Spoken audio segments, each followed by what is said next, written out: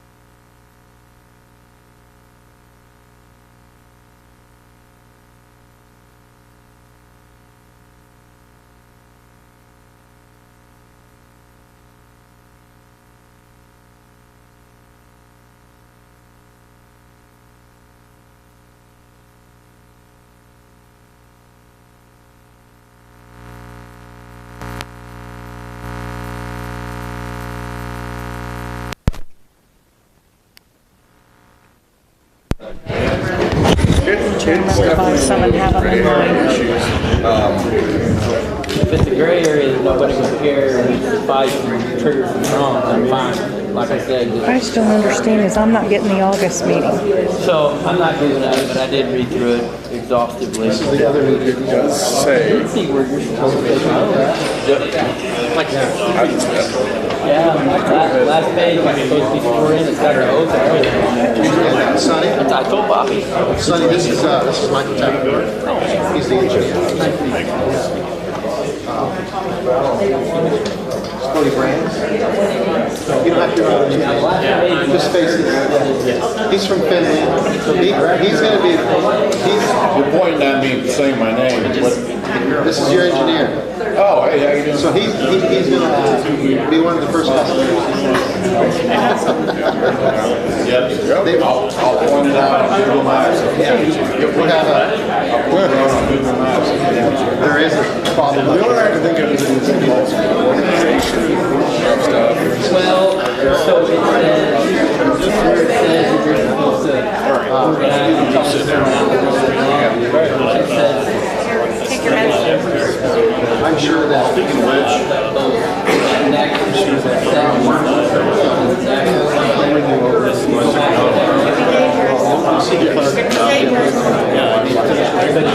Of all the meetings, of all the days, just give me your medicine meeting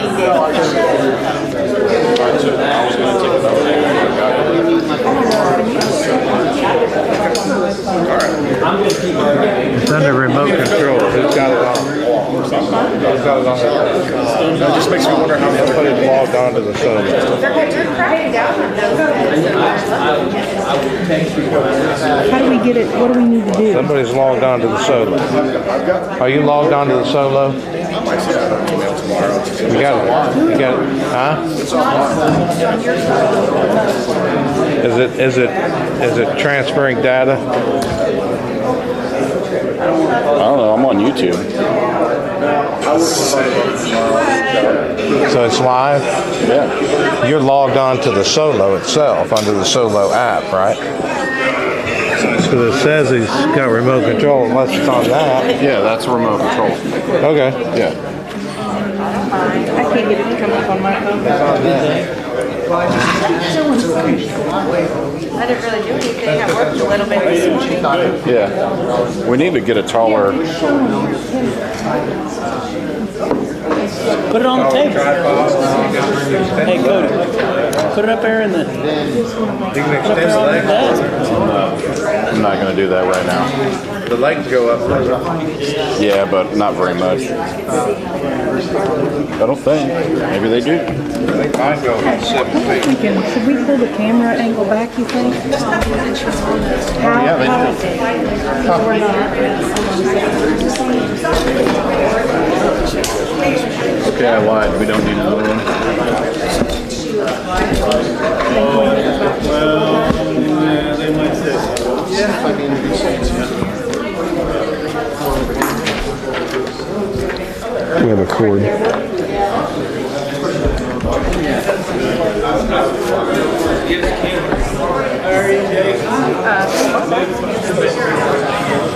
I'm in the little, bailiff's thing here with someone cords on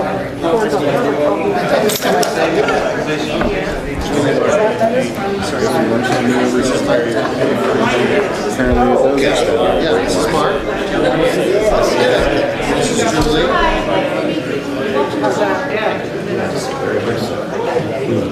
I'm trying.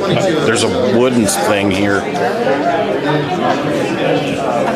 can't figure out where.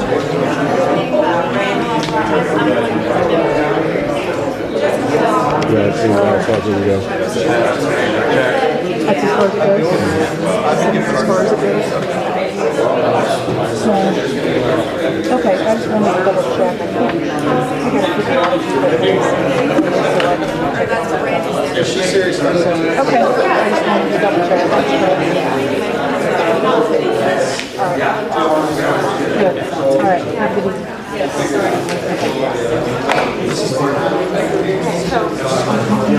Nice to meet you. Welcome. Good to have you. I'm gonna get down and just record it for the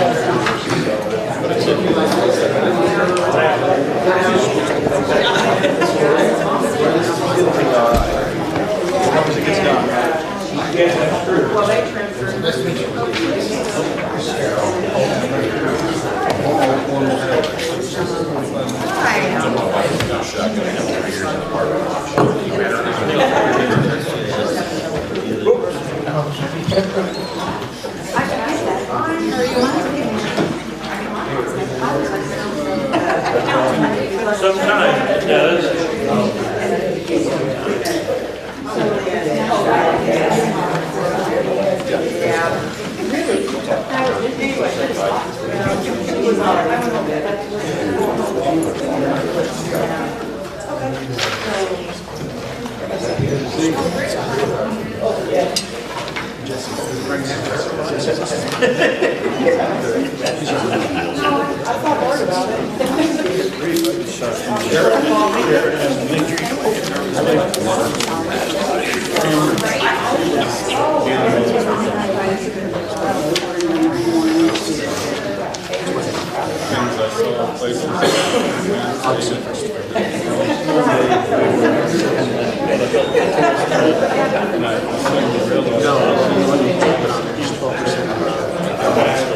Okay, that's what I'll do. If they got a problem with it, Oh, I think, yeah, it does.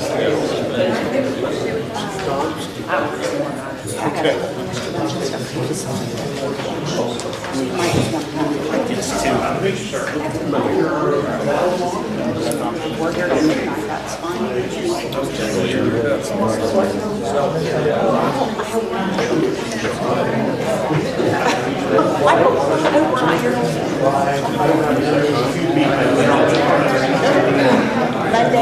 Monday will be.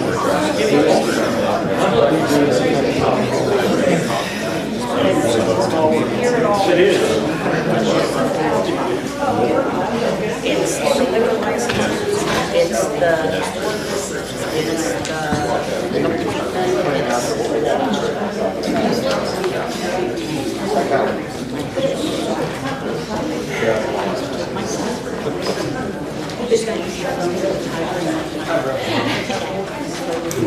I got it. Should be good to hear.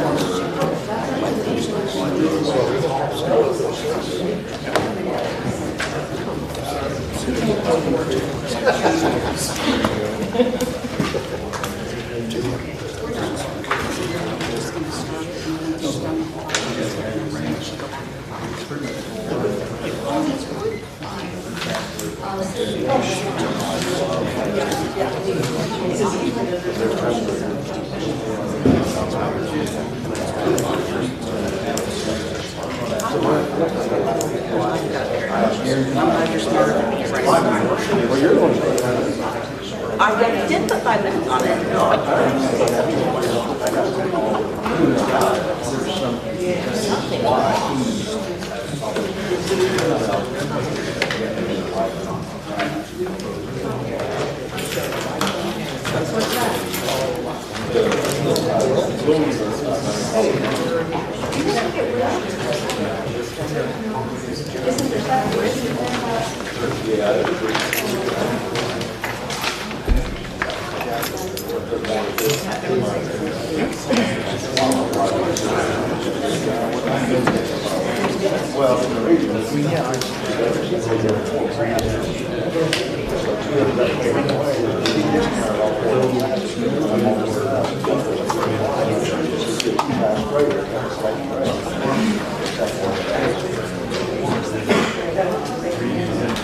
Still have problems? Just got the, didn't have November for the,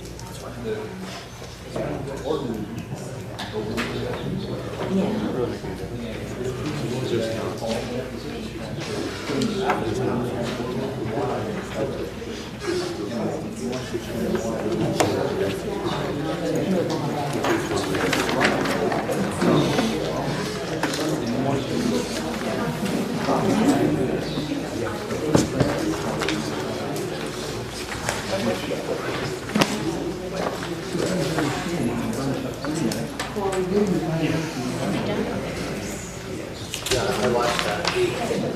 They tried transferring time to it, and they wouldn't have it.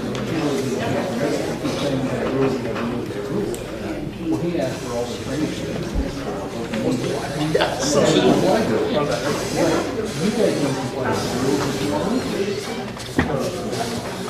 he makes a good point. If he was a little more polished, I think he could go more persuasive. And you might, I think Cheryl, he's aggressive. And that comes off as chairman shutting down. Yeah.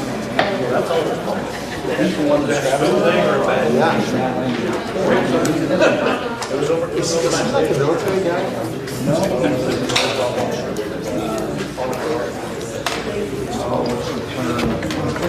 Is it MMA?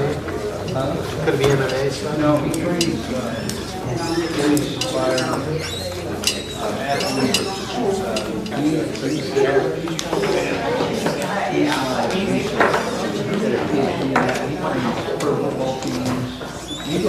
Well, he's driving everything and saying it just comes off. People don't see it. At 7 o'clock, I'd like to call the August 10th County County Board meeting to order. We'll start out with the Pledge of Allegiance, followed by the prayer. We all stand and raise our hats. Pledge allegiance to the flag of the United States of America and to the republic which stands, one nation under God, indivisible, with liberty and justice for all. Chair Mitchell. Joe Lord, we come to you tonight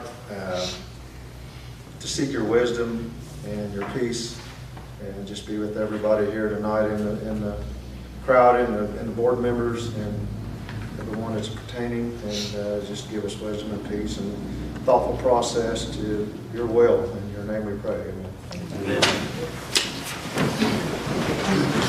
If I can have a roll call, please. Mark Bennett. Here. Teresa Bain. Here. Cody Brand. Here. Tim Brown. Here. Carol Cole. Here. Charles Davis. Julie Edwards. Here. Martha Bernhaber. Here. Clay Hardy. Here. Matt Kessler. Here. Annette Martin.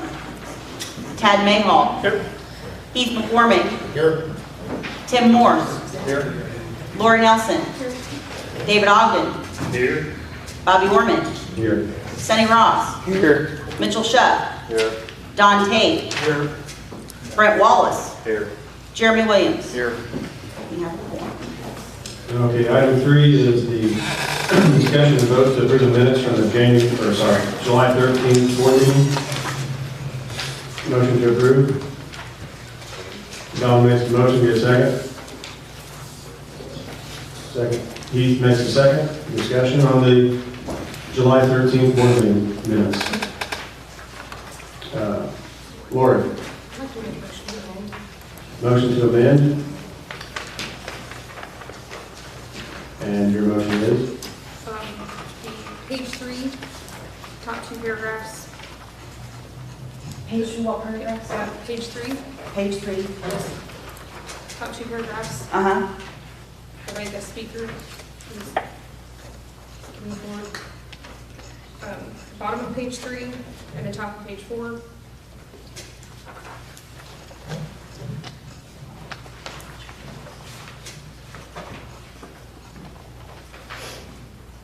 And then page 4, halfway through, it says, at this time, Chairman Arnon calls. Everything from there to the bottom of the minutes, you struck. You want everything, so you want all public body comments struck. So And what, 2 comments by those who are not elected officials and within the. on the top of page 3, is it Steve Malega's comments? Yes, Okay, so you want those struck, yes. okay? And then the bottom of page 3, top of page 4 struck. And it does not pertain to the board member giving the statute and the code. So the extra comments there. Okay. And then, Page 4, halfway down. Because, so you want the comments regarding the Board of Review struck, or all of it? well, like I asked in my email earlier to you, that things that were appropriate to the, applicable to the business, that would be the code and any state statute that was presented with the resolution of what the result would be, those would be kept. You added part, but then you added extra. And according to our December 5th meeting of 22, when we adopted rules that we would all abide by the board, the Shelby County Board Organizational Meeting, we adopted Rule 20 that says if any question arises not covered by these rules, the board will be governed by Robert's Rules of Order. I looked in Robert's Rules of Order and I gave that information to you. That extra conversation that was not applicable to the actual business of the board would not be included. So pertaining to the rules that we adopted by a vote of 22 members, I'm asking to be adhere to the rules that we adopted and strike all of those comments. Okay. I will make those corrections and resend to see if those are applicable, if they're appropriate.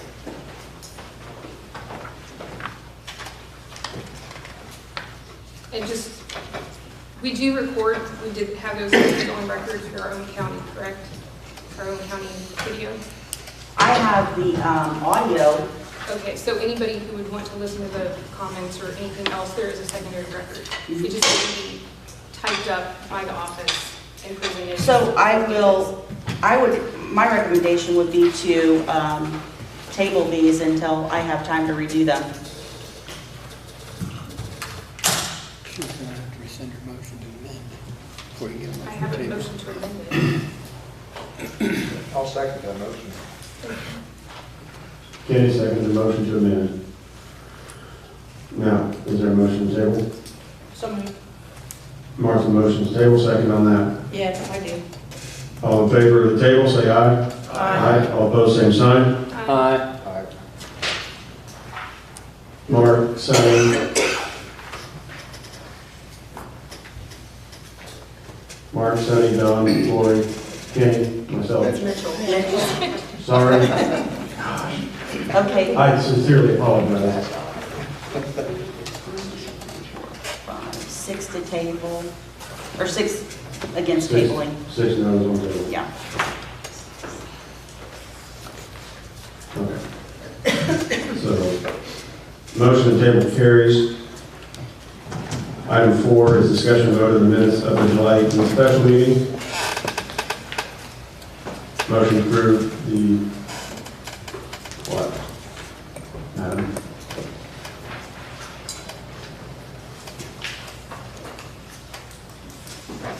I did not make a motion.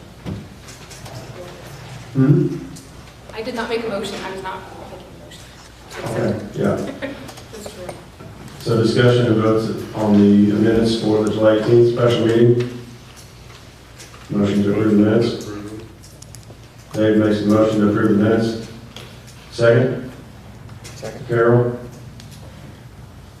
Any discussion on the July 18th minutes? Make a motion to amend. Motion to amend?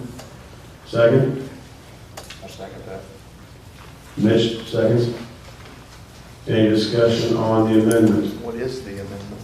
Yeah, so, sorry, make your amendment, please, and then we'll get a second. Thank you. For the purpose, if there's a question about why, because in looking to do how, in learning how to do minutes appropriately for committee, I was learning the process. And it came upon me that public body comment is for the public to let people of the body know their thoughts and views and opinions, which I greatly appreciate. So in doing so, that is fulfilled by them actually being here, taking time and speaking to the public body. However, the minutes are specifically, according to Robert's Rules of Order, which we follow, is to record the happenings of the business that takes place. So the meeting minutes, which go on record, specifically deal with what motions are taken, what actions have been voted on, and what is to proceed from that. So that the records are clear and substantial on their own, dealing with the business that happens. It is not to fill 7 pages of quotes and quotes. So you just want me to summarize public body comment for the July 18th? That would be great if you would. I can summarize public body comment for the special meeting, and then I will resend. Thank you. I will try to get that done tomorrow, no promises. No. So.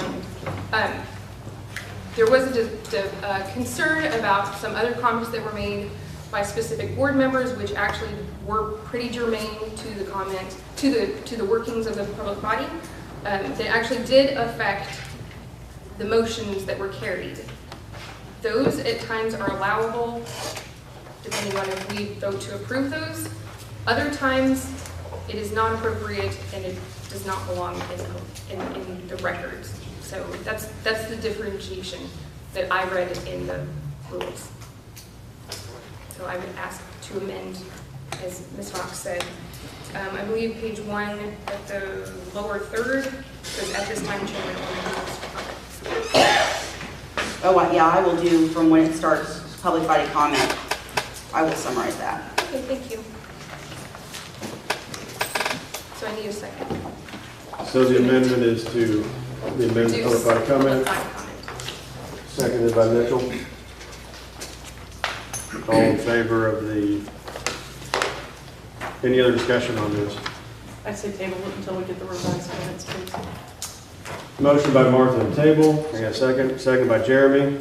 All in favor of the tabling, say aye. Aye. All opposed, same sign.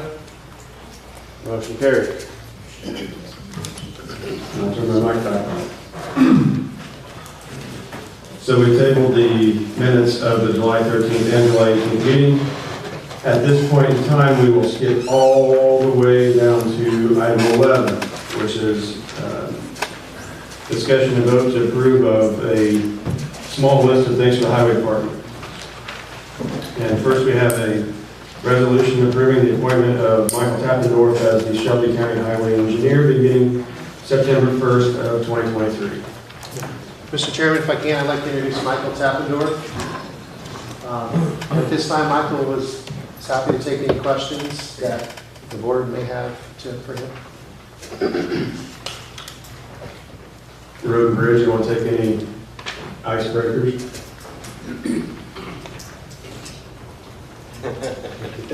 If you would, did I have a hand up? Oh, I'm sorry, I thought I had a hand up over there. Yeah, I guess if you would, just a quick, not like where you went to school, but what's your degree in and what's your, kind of like your working history, I guess, so to speak, just for everybody to. Yes, absolutely. Once again, Michael Tappendorf. I've been working at an engineering firm in the Effingham area for the last 11 years. I have, I guess I always bring up my family. I have 2 kids and a wife, and I live in Altamont currently, and just keep busy with my family, basically. So excited definitely to start the position. And with that, did that answer all your questions? Was there something else that you had in there? Bobby, I got the question. Yes. Yeah, you worked in Effingham in public sector, or private sector, what made you decide to come to a public sector position? Well, I have some coworkers and some, or not coworkers, I have some colleagues that I've been involved with in the last 11 years. They talk so highly of the county positions and of these type of jobs. And I just thought this would be a great fit, a great change. I've always wanted to kind of be in the public sector and work in accounting firms, so opportunity came, and I felt like everything was pointing in this direction, that it would be a good fit for me. So this applied, and here we are. Thank you. Very good. Any other questions? Michael, you've not been a county engineer before, obviously, but can you just kind of explain to the board some of the support, some of the calls you've received from other engineers in support of, in their declaration of supporting you. Yes, I have a working relationship with a number of other county engineers, Jasper County, Effingham County, a number of them, and they have all been very supportive and offered to help me in my beginning this career. Obviously, it is a change coming from the private side of things to being a county engineer. There will be some learning curve associated, and all of them have been very helpful and said, hey, we're going to help you. You just give us a call if you ever have any questions, and we'll help you through any questions that you have initially to get you started. So there's been definitely a good network, especially with IDOT and the IASCE, which is the Association of County Engineers. They all seem very supportive, and there's a very good community involvement. So. Very good. Carol. And like, you did take the IDOT test and you passed it with flying colors, is that right? I passed it. They gave me a pass. That's all I can say. Okay, I did pass. I will say, Carol, that I have never heard of somebody taking a test and IDOT reporting on the grade in 2 days. So I suspect we had a high grade. Yeah. Appreciate it. Any other questions, comments, we call the vote? You don't have a motion for second. Very good. And a motion. Keith makes a motion to approve of the appointment of Michael Happendorf as Shelby County Highway Engineer, seconded by Lori. Any other discussions, questions? Hearing none, all in favor say aye. Aye. All opposed, same sign. Motion carries. Thank you. Thank you. Up next is the employment agreement with Michael Happendorf as the county engineer. And yeah, so it's the employment agreement, which you all should have had in your inbox somewhere. I need a motion to approve the agreement. I'll make a motion. Brent makes a motion to approve the agreement, second by Martha. Any discussions or questions on the agreement? Yeah, just a quick question on the 12% guarantee over state compensation. Where does that number come from? Where does the 12% number come from? Yeah, how did we arrive at it? Will always be 12% over what the state recommends? So it is basically an adjustment that was done based upon a lot of what's going on with engineers, with the observation of other engineers that have been hired from other counties. Some have done 20, 25% increases over IDOT to attract and bring on an engineer. Others have been around the 10, 12% range. So this was negotiated with Michael through the Road and Bridge Committee, and we arrived on the 12% being satisfactory to successfully get him to come to Shelby County. Had it stayed where it was sitting at 116, Michael would not have entertained, could not have entertained that offer. There would have been no benefit for him. And then how often does the state adjust? Does the state adjust annually? Is it every 2 years? Because in the contract or the agreement, it looked like it was 2 years from now that it would be reassessed. Is that what the state? So that's a good observation. That basically was saying, Michael's coming in September, and then it's going to be looked at again on January of 25 instead of January 24. He's coming in September. We're not going to look at it in January 24. We'll look at it 25. Even if the state adjusts in January, we're not going to look at it because I guess the way it reads, we'll guarantee he'll always be 12% over the state. So in 24, if the state bumps, we don't bump, then we didn't give him the guarantee over. We're guaranteeing him that that's going to happen in 25. So when you read the contract, it says that will start in 25. So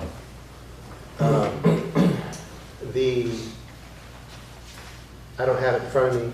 Chad, you want to read that part, or? I don't have it in front of me either. Okay. I was brain. I guess, and maybe it does read properly. It just, it almost read like two parts where it said, we'll guarantee 12% above, Right. but not until 2 years from now, year and a half from now. Do you want me to read it, or? Well, you Did need yeah, me to you read can. it? If you've got it, just so I can clear it up in my head, just make sure I understand. Beginning September 1st, 2023, the employee shall be paid an annual salary of $130,000. IDOT minimum base is $116,500 for the calendar year 2023. The salary shall be adjusted on January 1st of 2025 and every January thereafter, and the salary shall always be 12% above IDOT's minimum county engineer salary program for Shelby County. Said salary is to be paid in equal installments upon the same terms as other Shelby County employees. So it's just that one piece. Yeah. I can see why it seemed confusing, but what we're trying to say there is, starting in January 2025, it will always be 12% above, starting at that time. Yeah, just for my clarity, could you read just the, will always be Okay. part again, please? The salary shall be adjusted on January 1st of 2025 and every January thereafter, and the salary shall always be 12% above IDOT's minimum county engineer salary. Sure, just as long as it's understood, right, that it's from January 25, yeah. I got a simple brain, it's not wrapping around the actual on that one. Well, the, 12% now, and then, you have 12% now, and then in a year and a half from now, they're gonna make sure, doubly make sure again, that it still stays at 12% above. Yeah, it's the word always. So point being that January 24, we didn't adjust, then it's not always above. Well, I mean, It's So- like it says thereafter. when I read that, I say it's there after being 25, January 25, thereafter the always that will, off of the 25. So I see what the problem you're having with it, but to me, it's really clear.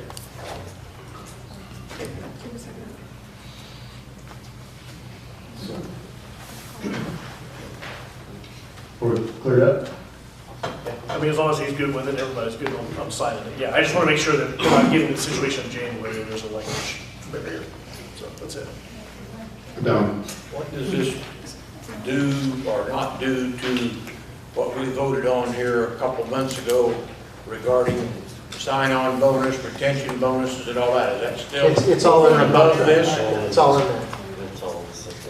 It's the next item in line, this is item 3, and that shows item number 4. Yeah, so in the agreement, it shows the sign-on and the retention, and then in the next part, it shows the salary part. Would it be improper to have Mr. Tappendorf acknowledge that he understands that his first salary adjustment is not going to come until 2025, so then we can all be sure there's no confusion? Is that improper? No, is that the way you understand it? I feel comfortable with what you guys just said. Right, so we're gonna go through this in 4 months, we're gonna go through that January 1st and go all the way to the next January 1st before we look at adjustments. Yeah. I'm comfortable with that. Thank you. Okay, any other questions about the agreement? Any comments, questions? I got a question. Yes. Will that affect the IMRF in any way as far as budgeting and stuff like that? Is that figured into the budget already for IMRF? That all those things affect IMRF and Social Security and FICA and, yeah. Well, we had a line item in the budget for an engineer, right? For this year, we just didn't have the spot, so we should have excess there for that, right? Okay. Right, but I think what she's going at is the IMRF is a separate, like, for everybody, so will it affect it? Probably not as dramatically as it could be. Because I remember, was it last year we came back in and we had to put more money into it because we fell short of what it was budgeted for and stuff? Well, there was acceleration last year too, Okay. on retirement and stuff like that, so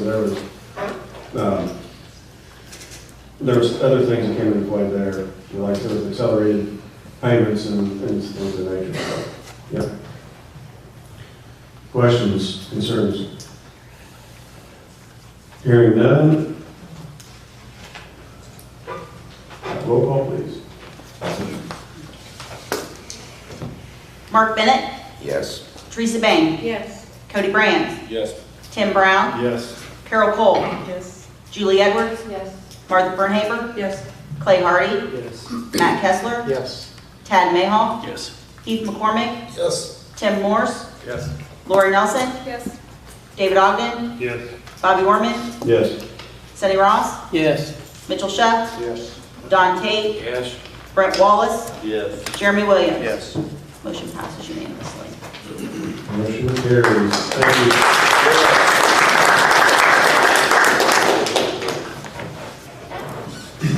The next is the announcement of a pending purchase of a trailer to haul backhoe for $13,000. Anybody like to speak to that? We're just letting everybody know that the highway department, we have the money for it. I know that'll be a question I'll be asked if I don't say something, but we have the money for it. This is going to tremendously help the guys when they go to a job to be able to put the backhoe on a trailer as opposed to driving the backhoe to a job site. Be able to put it on a trailer. Trailers are already set up for this type of trailer. Or excuse me, our tandems are already set up to pull this type of trailer. So this is a tremendous benefit to the highway department, and they found it a tremendous deal. A trailer that's worth over probably $20,000, they found one for $13,000. So just wanted to make that announcement that will take place. Is this what type of trailer is it? It's a big Tex, and it's designed, it's got the flop downs in the back, so the backhoe kit, it's got big tie downs on the sides. I'm not sure the gross, Mitchell, do we know the gross weight it can carry? Up to, I think probably up to 20 ton. Yeah, I was gonna say 30, 40,000. Okay, so, I know. yeah, more like 17. Probably 20,000 pound axles. Okay. We saw a picture of it, it's in Clinton, Illinois, and we've already started to purchase a bill of sale with the owner. So I just wanted everybody to be aware of the purchase of equipment. So. Hey, Bobby, off on piggyback on his, it will save the money, county money indirectly, because they take that backhoe 20, 30 miles, it wears tires out really fast. Yeah. Oh, I agree on that. Yeah. Tire Diesel fuel, everything else. and times, travel time. Labor. The trailer will pay for itself. Yeah, well. Okay. So from there, we'll move back up to item 5. We have Dr. Rick Brown, Sheriff Cole, Airport is requesting $167,464 in ARPA funds to replace 6 of the 15 hangar doors. I will let Carol have the floor. And Well, Dr. Brown has information. Maybe we make a motion first, or do we want to listen to those? You want to discuss it first? there's no motion to be made. So just go ahead and Okay. present your information, please. Thank you. Building construction for the airport was completed in the late 1960s and includes 15 hangars. 5 additional hangars were constructed about 12 years ago. The airport serves our county in many ways. Our airport provides our area farmers with a base of operation and fuel for agricultural spraying, both by fixed-wing aircraft and helicopters. We also have farmers from outside our immediate area who fly to see equipment from both Barker's and Sloan Implements. We have military aircraft use our grass runways for training. There's a chapter for Civil Air Patrol that uses our facility for regular meetings and on-site training during the summer. The organization Pilots for Paws uses our airport during transport of dogs for service animals and adoption. We're establishing an EAA chapter that will help youth who have interest in aviation with an emphasis on maintenance and repair. We have a flying club which recently received national notoriety by becoming the 200th club for the Aircraft Owners and Pilots Association. We have instructors who work with area people for licensure and advanced training. We hope overnight guests who are coming to Shelbyville for the lake and golfing or who are just transitioning through our area. We have community events which include the Balloon Fest, Car Show, Boy Scout Merit Badge Fair, and Young Eagle flights. Our request is for funds to replace 6 of the original 15 hangar doors that are in greatest need for replacement. The current design is a bifold door that is operated by electric motor to move a cable pulley system for opening and closing. The horizontal support in the middle of the door is 2 pieces of aluminum that are welded in the center of the door. There have been a number of problems occurring over the past 50-plus years the doors have been in use. The cables and pulleys break, the limit switch for the motor fails, which causes the door to open too far, and the weld for the centerpiece fractures from fatigue. Until recently, we had the doors repaired by Tony's Welding. As he has recently retired, we've had difficulty in finding anyone in our area to do work on the aluminum. The doors with the center support broken, bow in the middle from the weight and are susceptible to the wind blowing them in towards aircraft, and the side rollers coming out of the channel so the door will not move. The doors we are looking to use as replacements were found by our board member, John Hall, while attending the aviation trade show in Florida. It is the second largest show in the U.S. John spoke with a number of companies about both design and cost before presenting the information at our board meeting. We then followed up with another inquiry at the EAA Air Venture in Oshkosh, Wisconsin, which was just concluded here in July. It is the largest in the U.S. to confirm that this is the best solution for replacement of the doors. The door that we have chosen is made by the company High Power Door. It is made in the U.S. of steel and is hydraulic. It does not fold in the middle and has its own support rather than adding additional weight to the building. I appreciate the work put in by our volunteer members to study the structural requirements while satisfying our financial obligations to select this as our best option. Of course, we're asking for approval of the 167-464 to the county airport so that materials can be ordered, transportation arranged, and installation scheduled before weather would postpone the work. And I'll entertain any questions that you might have about this project. Rick, we did have 2 quotes. Yes. And the other quote was for? Well, we've got more than 2 quotes, but I mean, the one that we're presenting is the least expensive and includes what we're looking for. We've got another number that I can share with you too, but trying to look at apples to apples. One is this overhead door I was mentioning. You're welcome if sometimes somebody wants to go out and look at the airport or some of these doors, the way that they're bowing, you can look down the side and see how they're, pushed outward from the stress. The other bid that we had that Carol was talking about, not only is the door even more expensive, it is also a high fold door with no seam in the middle, but it does not have its own structure to support the door. It has to be hung off of the existing structure. And I think that number was, well, it says here in their information, the no-fold door exerts considerable horizontal loads in the building structure in the open position. Loads specific to this application are provided to the purchaser. Purchaser is responsible to ensure that the building structurally designed is capable of handling the imposed loads. So, in other words, again, we picked a door that solves the problems we're having with the old doors, not adding any new problems like this other door does, and also is the least expensive.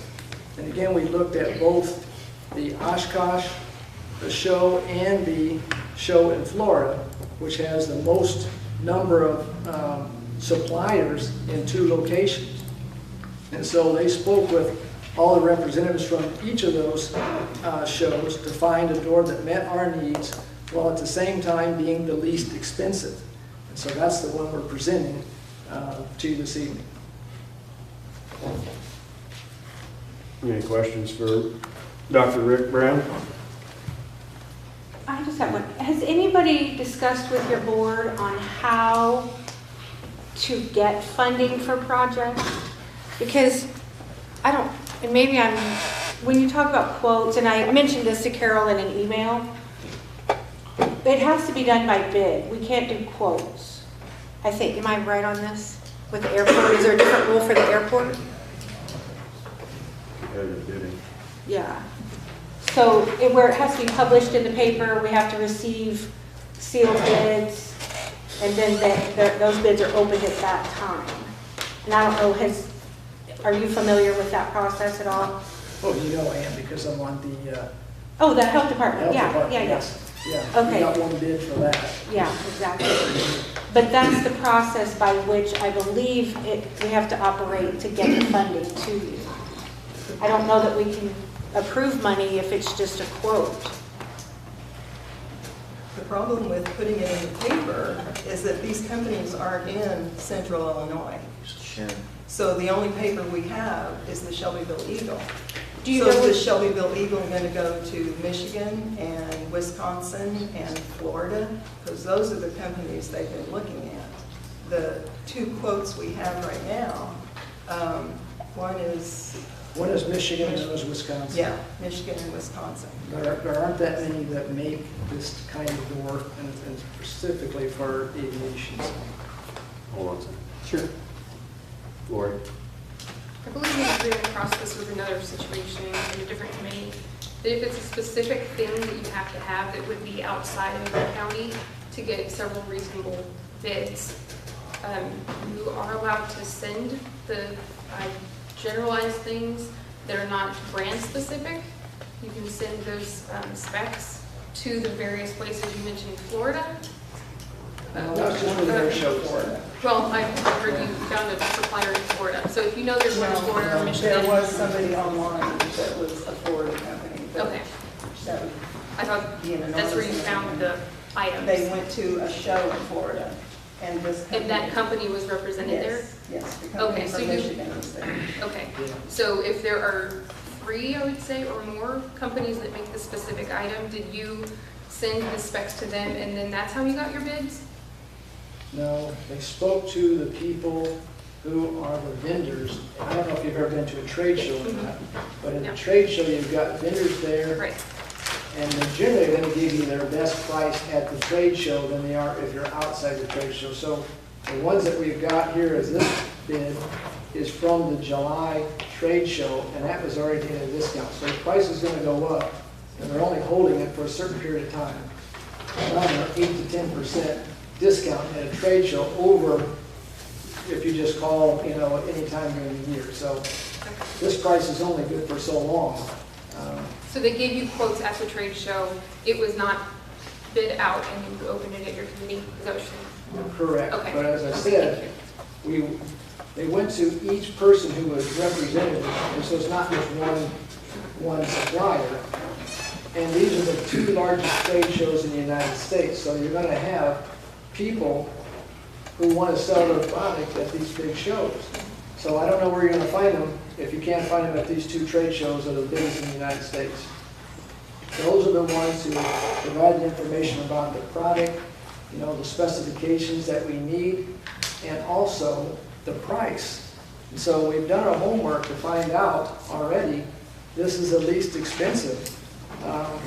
For example, the one I was just telling you about where it has to be hung off of the building, the cost of their door was $21,040 per door, and the one that we have chosen is $17,610 per door, so a significant difference between the one that we've chosen.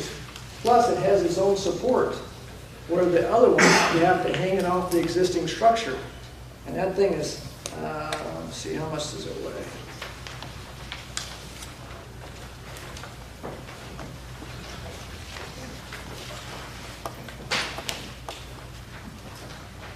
$4,643 pounds. That's a lot of weight to be hanging on any structure, let alone an old building like we have. So the new one has its own support structure and is less money. So again, we've done our homework, both financially and structurally. Hang on, Michael. Senator, do you have a question?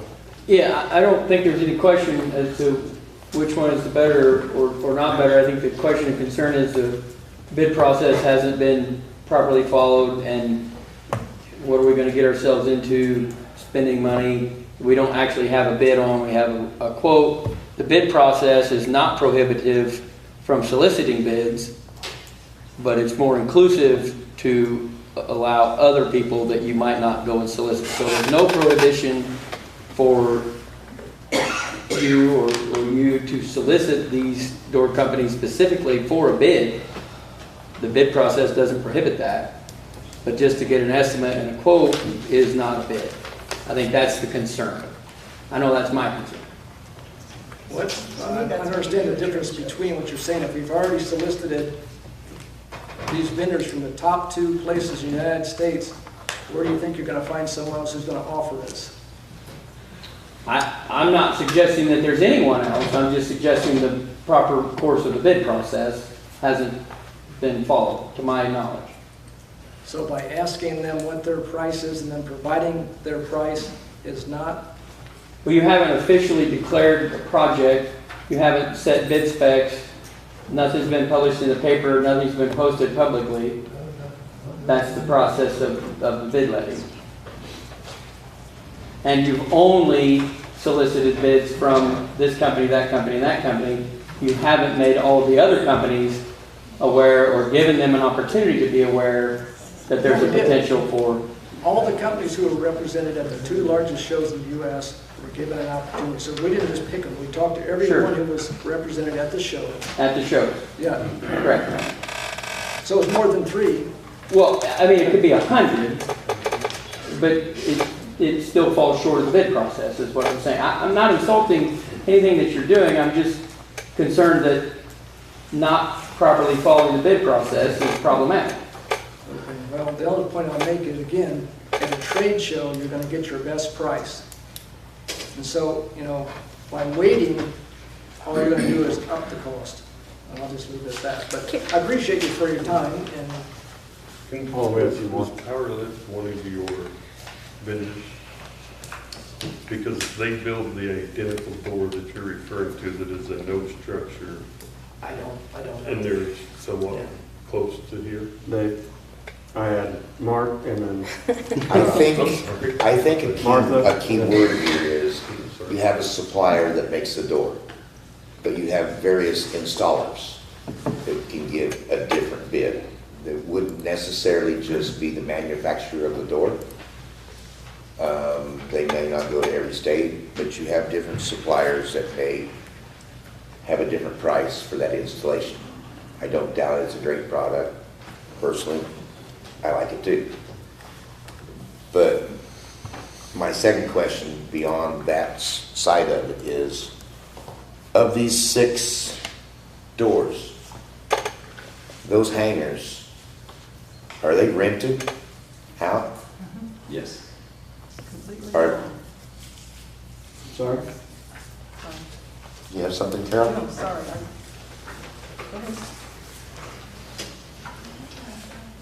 Are they rented to public or private? I don't know. I understand what your question would be. Okay. the hangar space is leased out. Is the hangar space leased out? Yes. That lease, is it in any way to cover the maintenance of the facility? No. Do you have funding from the county to help with maintenance for those facilities? Or from the farm, the airport farm? 1/4% is what we get from the county, which is very little of what goes to support of the airport. So we have people who pay lease, you know, that supplies some funding. We have fuel, but we're one of the least expensive fuel in our area. We're only charging. That's fine. I'm just concerned about that hangar. You mentioned a lot of activities that are happening at the airport, which is great. But how many of those activities are actually have to do with these 6 hangars that are leased out? What I'm trying to show you is the value of the airport. If these doors aren't functioning, then people aren't going to keep their plane at the airport. You can't get it in or out. And there was a incident just in Taylorville recently, the jump plane at Taylorville. The door did collapse from all this severe weather we've had. The door collapsed inward, damaged the prop on the plane, several $1,000s, and it is responsibility of the city of Taylorville, who owns the airport, now to pay for the damages. So it's Well, more. most people in here probably don't know I own a small plane. And where I store it, the fees that I pay are for the upkeep of the building. I don't expect someone else to give me a free place to keep my hobby. So that was the question of whether it was private or public. Are we doing a service that is helping the public or not, is my concern. Are you familiar with the process of how the airport gets money to do projects? Where do you keep your plane? Insignificant. I wouldn't want my Dr. Brown, plane I'm not damaged either. familiar with how the I'm not airport gonna gets tell their them my money plane's for out. funding a project, so if you would share, that would be great, please. Sure. So there are federal funds that go through, it's the FAA who doles the money out, and it's funneled through Illinois Department of Transportation. They don't actually give us the money, not from the state of Illinois, they're federal funds. You have to go through the 5-year process and say what your projects are going to be. So each year you get a certain amount of money. Shelby County gets a significant amount per year, but that number still is too small to do any one project. So it might take 3 years or so of money from the federal government to save up for one project. Whether that's going to be, like our next project is going to be the recovering of the taxiway or the main apron. It's going to take us 2 years for that, and then following that, we're going to try to resurface the main hangar. That's another, 1.5 years of funding. So it takes several years to accumulate enough money to do one project. That is only, and those are specific projects that have to either be safety related, and you get a certain amount of money if it is like, I say safety would be a certain amount of money. If it's not safety related, then the amount of money that the airport pays is more. So if 5% is what the airport has to come up with their own cash to match the 95% for the federal government if it's a safety related project. One of the big ones that we did recently was the jet fuel tank project. That cost us a 10% co-pay to 90% the federal government. So when you're talking about several $100,000, the most recent one we had was going to do a hangar was $850-something thousand for a 5-place hangar. Well, we were going to have to pay 10% of that. It takes a lot of money from what we get in taxes and from the farm and our expenses. You know, we pay our own insurance out at the airport. We pay one employee to manage the airport, plus the electric, all the other things that go into running any kind of a business have to come from our income. And then if you try to add, then we're going to save money for a 10 or 5% of some, $800,000 project. We don't have the money. That's where it boils down to. So back to Mark's question about the lease agreements. I mean, I don't know how long they've been in place or the last time they were raised, but I think everybody here has seen their mortgages go up. They've seen rents that they're renting. I mean, everybody's seeing everything go up. When was the last time the lease agreements at the airport were addressed and raised? When we did the most recent, well, if you have a newer hangar, which the ones I talked about before that were built 12 years ago, those are more expensive than the ones that are older. And, we're comparable to people around. It's not like we're any less expensive to people around us. But again, you got to remember that the hangar also, there is some electric and things like that to work the hangars. So I don't know what you want people to pay in order to be part of the airport. I don't guess I understand why we should be any higher than anyone else around us. We are comparable for lease. Should the cost not cover the expense? I think my question is, as a taxpayer that doesn't fly, I'm not a hobby flyer, I don't fly. Should my tax dollars go for the folks that have that hobby and enjoy doing that? I guess on the other hand, you could look at if you rented a apartment here in town or a home, if you rent that home and the home needs a new roof, do you pay for that or does the owner of the property pay for that roof?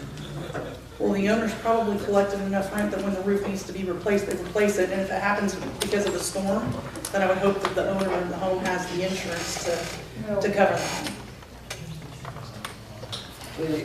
You're not gonna pay, I just did the roof on my office, this is over $14,000. I'm not gonna raise my fees at my office to cover that $14,000. It's part of being an owner of a business, you know that things are coming up. So I don't wanna get to a long deal, but I appreciate your.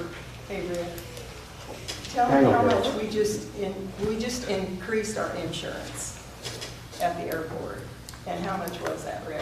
Well, it doubled. Yeah, it doubled. At Robinson, they had a tornado there, completely wiped out the airport. They didn't have enough insurance to cover the rebuilding of it. So we have just recently upped ours considerably. It's still not going to cover everything because I already told you, it was over $1 million to do a 5-place hangar. And I told you how many we have now.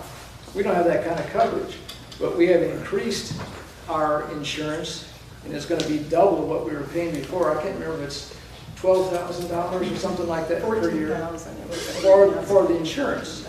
So What's the tax bill on something like that? Even the older hangars or the new hangars? I mean, what would the taxes be on those? there is no tax on that. Is there a reason we don't pay So taxes? why aren't we charging taxes on those? It's leased property. That's already come up as some issue here before, but I don't tell you what that number is. But I guess the bottom line is really, I'm looking for monies to help pay for something through ARPA funds, and if you can find a better, use of the ARPA funds, well, so be it. But Well, that brings up a pretty significant point when it comes to the ARPA funds, and a significant amount. In the last month, we talked about 911, a big project for that. We've got, your mic, please. Sorry. We've got, so what I just said was 911 has a big project that we're looking at. And then, you start tagging this one on. And then to boot, we're already obligated into a moving target with the MOUs with the employees. That part we don't know what we're going to shake out at, so we really don't know what's going to be left at the end of next year, for that matter. So I think this needs to go back to review and some more research be done, and I do think that there should be some proper bid process executed. And I think there should be maybe more of a financial explanation that comes forth.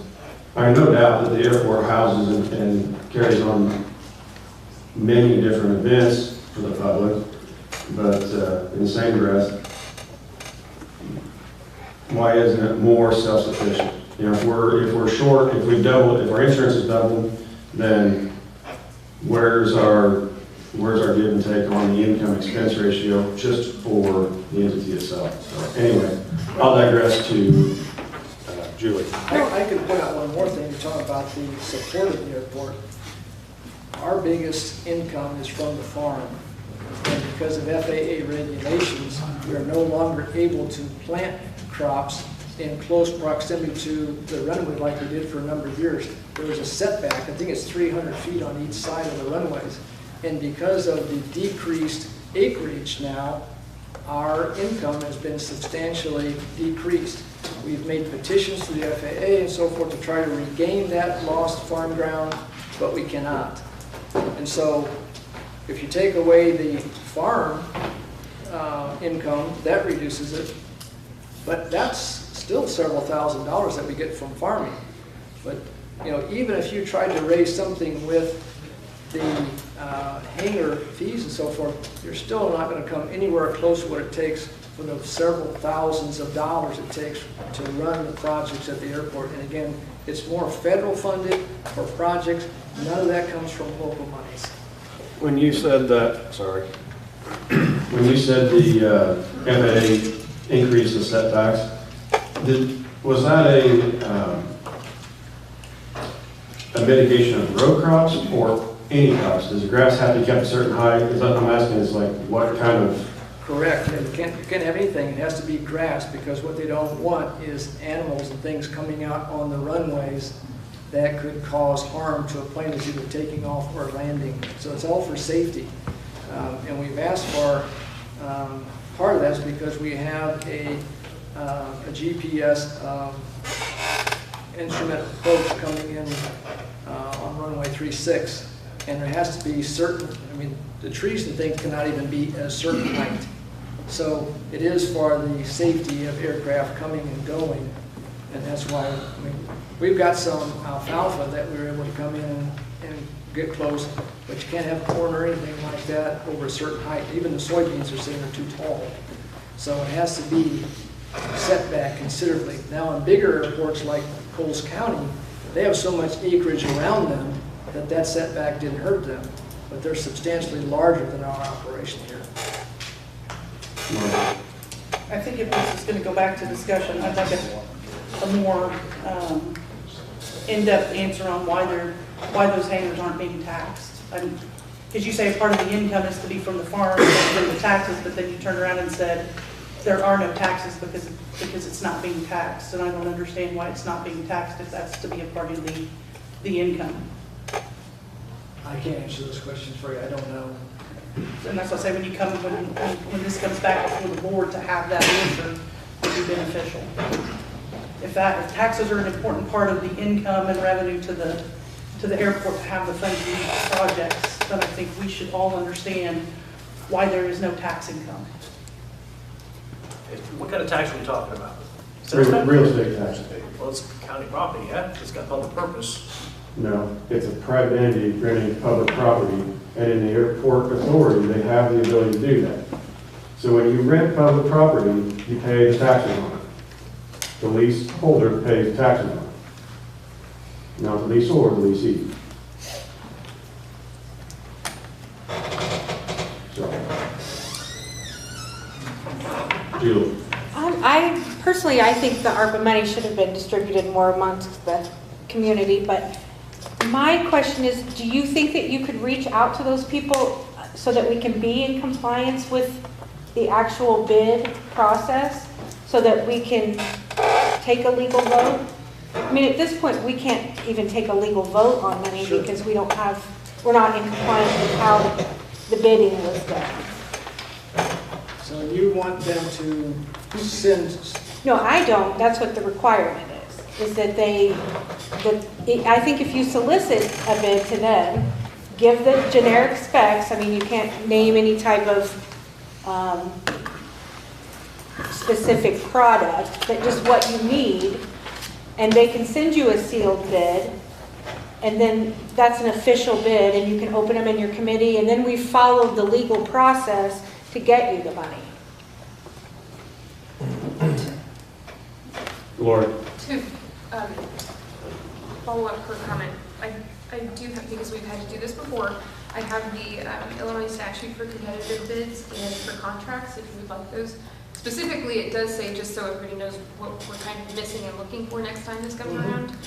Section A, any purchase by a county with fewer than 2 million inhabitants of services, materials, equipment, or supplies in excess of $30,000, other than professional services, shall be contracted for in one of the following ways.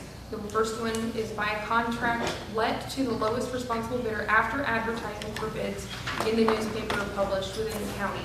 I guess there's no county newspaper, but like Sunny said, when you publish that, then you can also request those other companies to send in their bids. So you can solicit individual companies. Along with posting it in the local newspaper, so that if there is somebody around, it does get the word out. But I mean, that's what the statute says, if you want to have that. So you need a letter of solicitation to an individual company, and then they would in turn send, well, I guess essentially what they've sent us already is what the cost would be Yeah, and, you know, you could even say that we were, in a letter, you know, that we were given this price at a trade show. However, we are a public, we are funded with tax dollars. We have to follow the law to receive money. So maybe they'll honor that price that they gave you at the trade show, knowing that, you know, you're trying to do the right thing rather than just asking for money. Well, the majority of these people's contracts are coming from airports that are not private owners. You know, there's very few people own their own private airport with a facility like that. So they already know that this is a public entity, but I certainly can ask them to send it. Do you want to send directly here, or do you want to send? No, I mean, I would think the board. That's the airport To one. you, Rick, you're the president of the board, yes. After it's So in the newspaper. it just needs to be publicized in a publication somewhere. And then, obviously, the viewership isn't gonna reach, you know, outside of the state. So that's where you fulfilled your request for bid and then solicit bids. Okay, I guess my misunderstanding is that by attending these events as a board member and asking for the fees and so forth, and them giving us a written price that we were doing our due diligence, but I don't understand what the difference is once you're asking, but. So, and another part is the sealed bid isn't a manipulated bid. So if you've got these three individuals right here in the front and I ask for a set of tires in my truck and I say, I'm going to put a publication in the paper and these three all see that I've put a notice out for trucks or tires for my truck, and they all send me a letter in the mail that says, I'll put your tires on for $400, I'll put your tires on for $450 and $500. I bring it back to my committee. Jessica and I would look at it and go, $300, $450, and $500. Well, there's no discrepancy. There's a witness to who bid, what their bid was, and there was no issue of bid manipulation. So that's part of the competitive bid process too. So that's why it's important to open the bids in the public setting.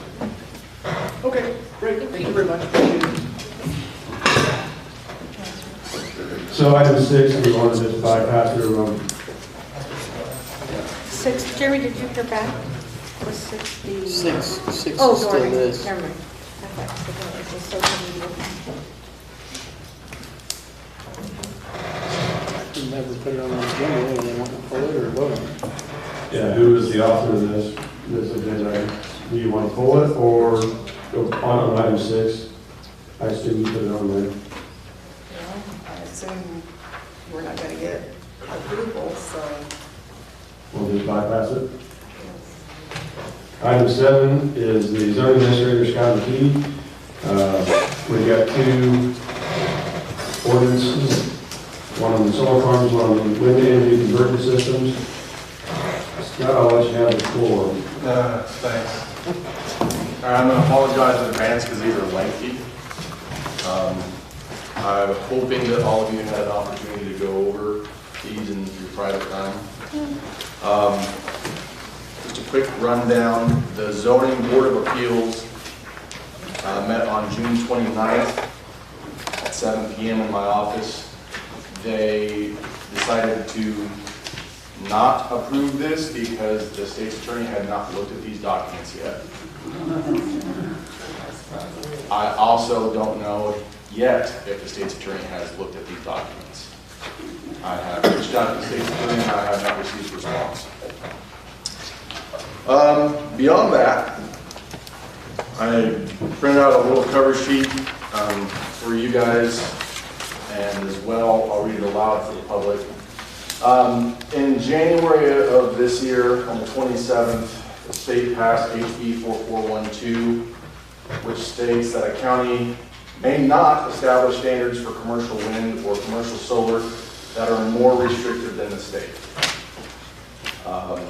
They may not require standards for construction, decommissioning, deconstruction, or financial assurances that are more restrictive than the state's agricultural impact mitigation agreement. A request for a permit shall be approved if the request is in compliance with HB 4412. The county cannot enforce a property value guarantee or insist on a property devaluation escrow account. Application fees imposed must be reasonable and consistent with fees for projects of similar capital value and cost. Most of the standards that the state has set are in those agricultural impacts mitigation agreements.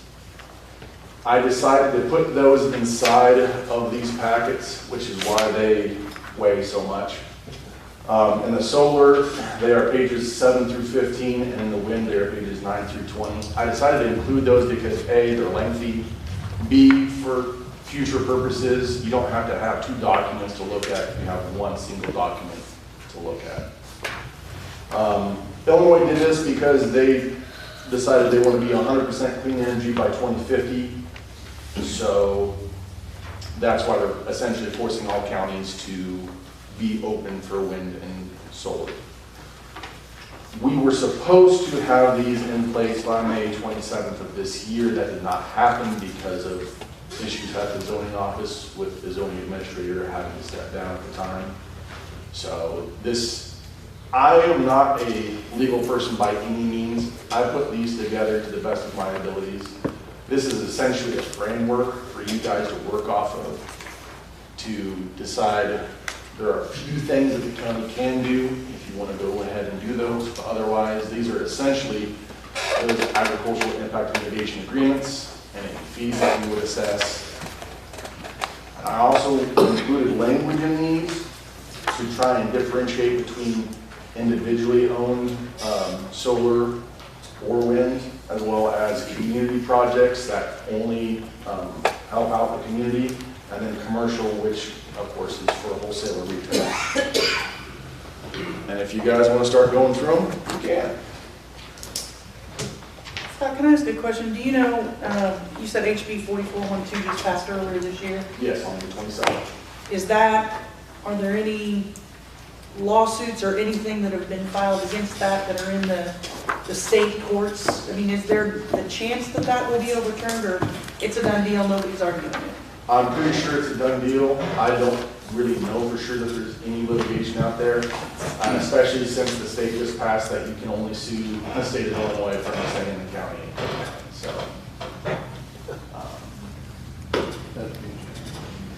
what's that? That's being challenged. That's good.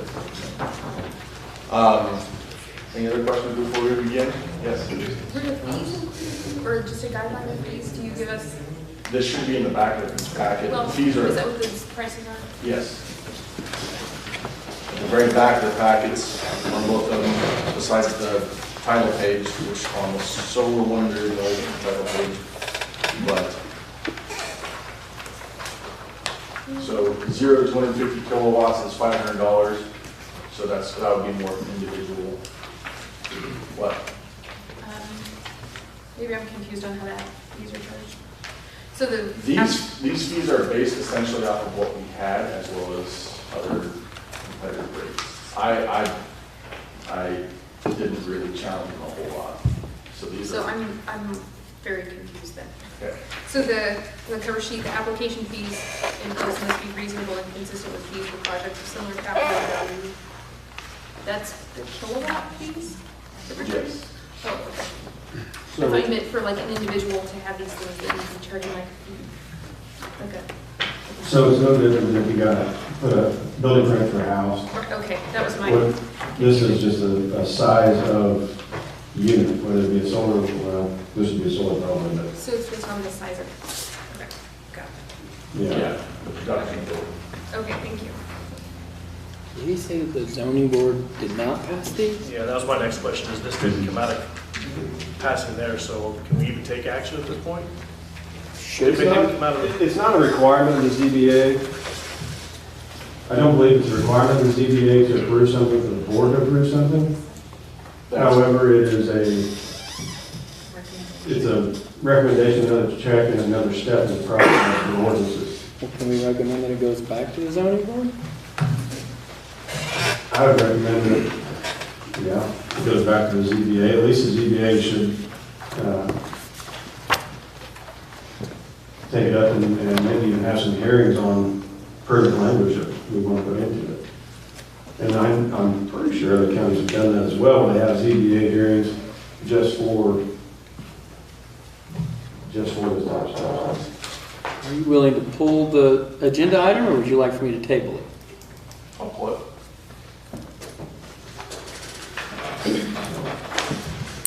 You have copies of the drafts right here. We will continue on with more hearings in the UDA and things of nature. So, is there any other major talking points to the ordinance besides what you've already covered? I mean, there's plenty of talking points, but mostly we don't have a lot of options. All that paperwork is just to say that we can charge a fee, essentially. I would recommend that the county pass a general provision to bury all DC power lines in the future, considering the amount of electricity any of these outfits would put out. That would be very dangerous in severe weather instances. But I did not include that in this ordinance. I think we have that power, do we not? I believe that you do. I believe we do. And I think And the only thing that's in there that needs to be removed, which I can start back over from scratch, is I did try and impose an acreage limit on these, but that is not legal. So that must be removed. Thank you, sir. Scott, would you just repeat, I'm sorry, would you repeat your recommendation for the provision about burying DC power lines, DC power lines? you know, keeping them below the ground, and that's the AIMA has provisions in that about burying lines. They don't necessarily require it.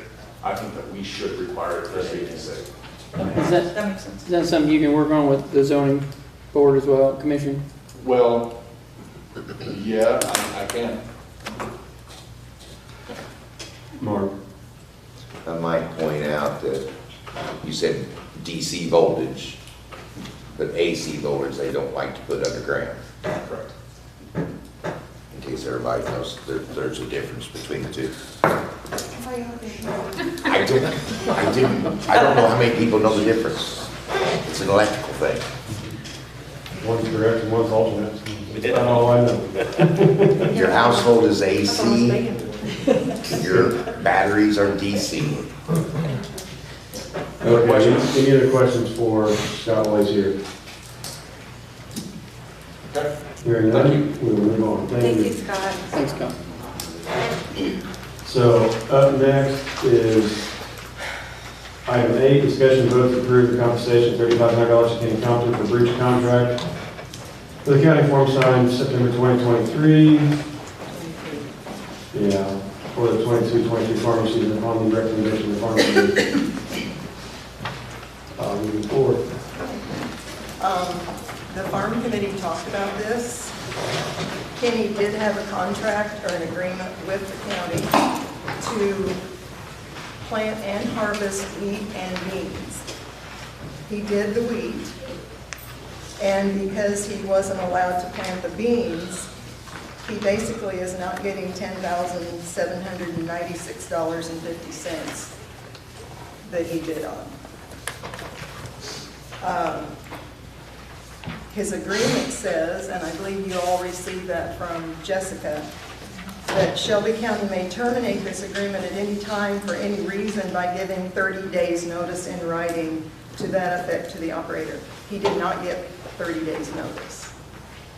In fact, he was not told that he was not going to plant the beans until July 14th. And that was that's not entirely true. That was after the last board meeting. You had told him you would let him know after the board meeting if he could plant. And the next day you sent him a message and told him that he was not going to be planting. That was June 30th, so that's not entirely true. No, I have it right here, July 14th. You said the board has not authorized any further action on the farm. Carol is now the chair of the farm committee, but that doesn't give her the authority to act outside of the scope of the board. The board didn't take any action to plant beans. That was July the 14th, on Friday. And on June 30th is when I actually had a text that I have that illustrates that there's no authorization to plant the beans at this time.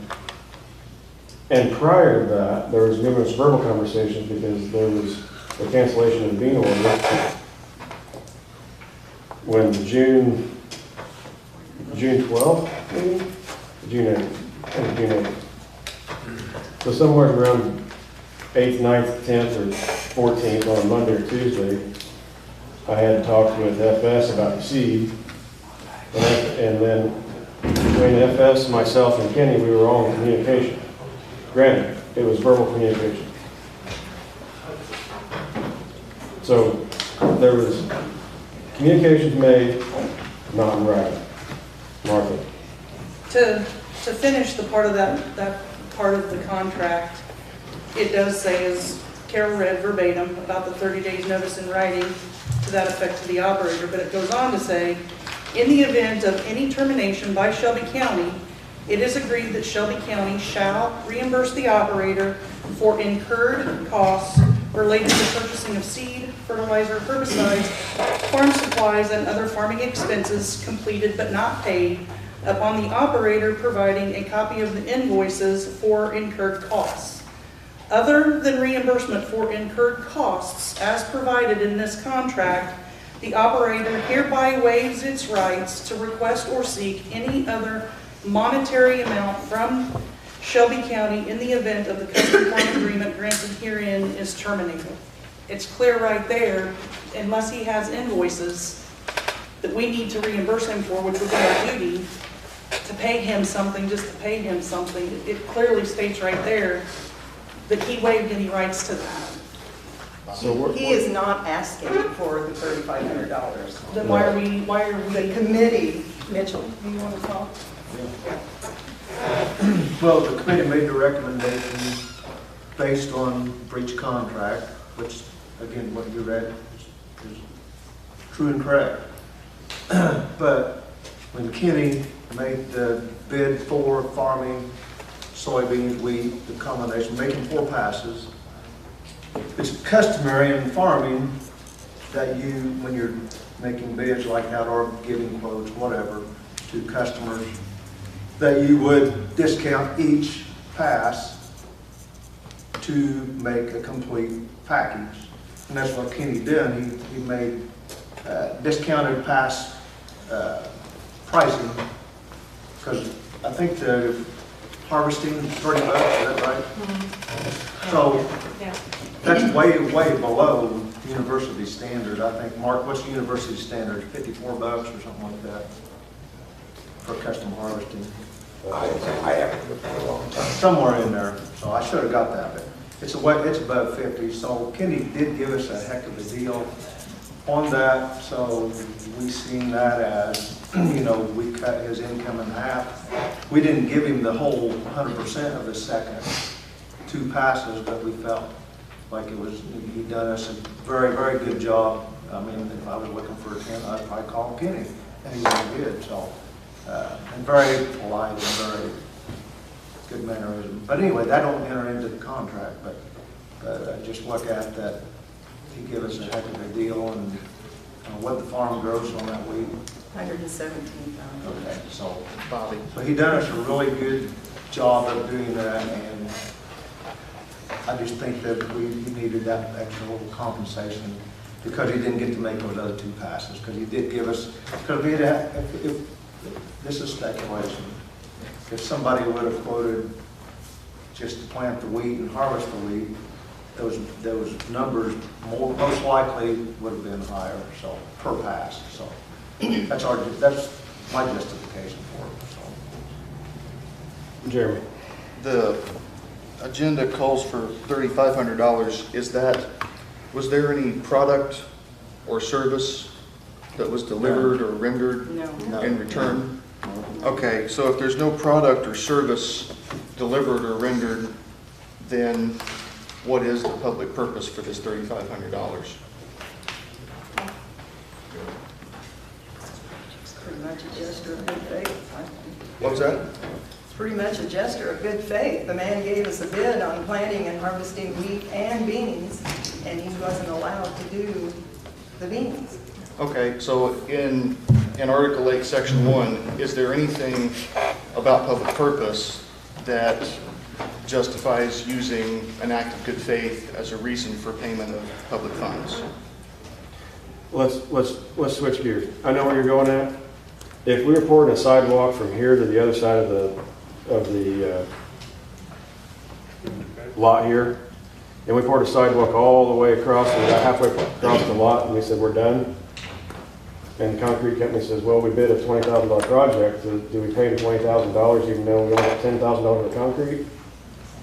Or if the bill stops at $10,000, we're done. Even though it was agreed that they'd do $20,000 worth of work. I'm just throwing out an arbitrary example. Lori? Because we agreed to the contract and he agreed to it, knowing it says that Shelby County may terminate the agreement at any time for any reason.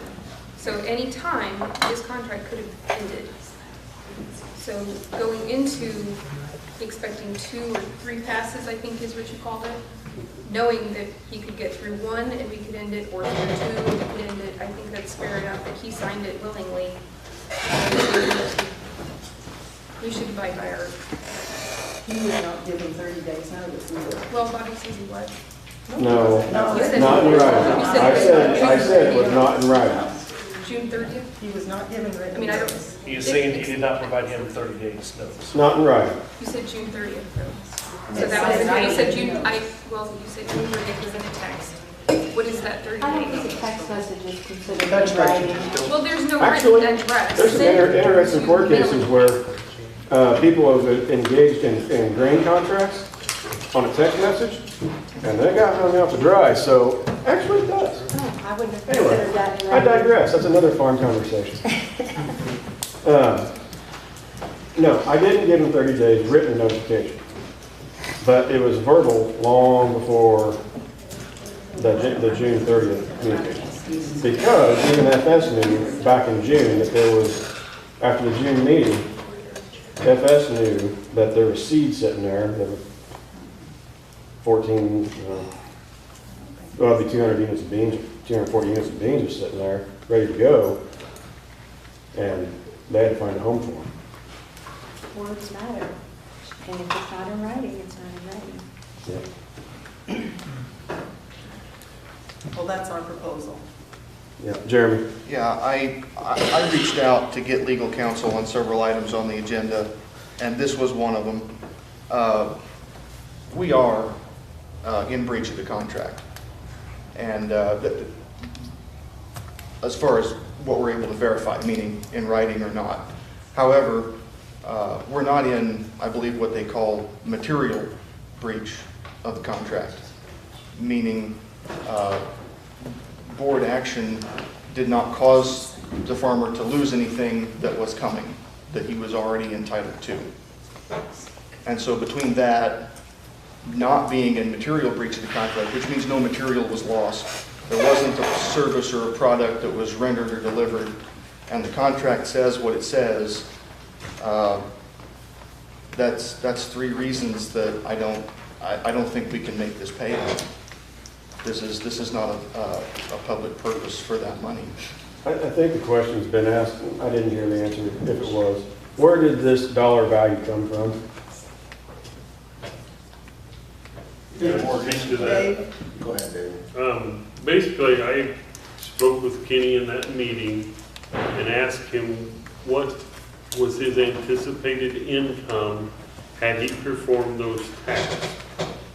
And there was a dollar value of probably $5,000 to $6,000 that he was anticipating making that as his income by bidding that. So in return, I said, I can't, in good honesty, present that number, but can we communicate a lower number in good faith? And that's where the farm committee arrived at, was $3,500 to bring to you guys as a board. So basically, we've spent enough time talking about it, unless everybody's not satisfied, I would like to call it to vote. And you vote on your conscience, please. Make a motion.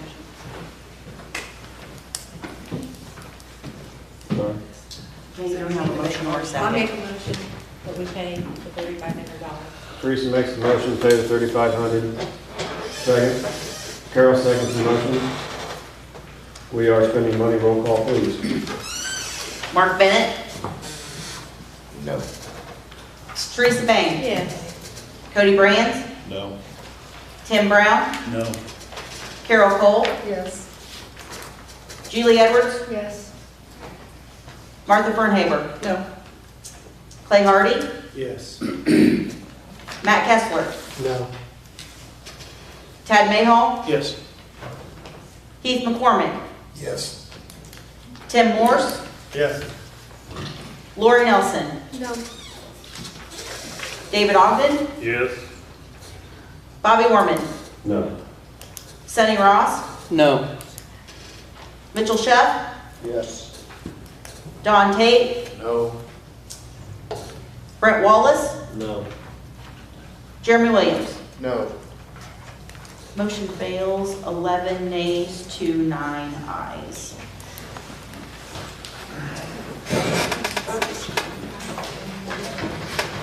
Number 9 is discussion and vote to approve the county board to pass an ordinance prohibiting the unauthorized operation of ATV type vehicles on the property known as Shepherd Four Farms to protect the county from liability issues upon recommendation of the committee. Here again, Carol. Okay, so Kenny made us aware during harvest that there Yeah, let's make a motion. Let's get back on Robert's rules. Let's make a motion, we'll get into discussion. So what would your motion be? Do you have an ordinance? we do not. Okay. So if there's no ordinance, let's just have some discussion about this. We'll get to some discussion, we'll go from there. So, go ahead.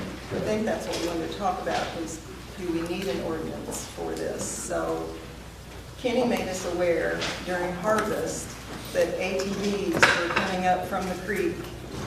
There were a lot of paths. They weren't in the fields, but they're along the fields.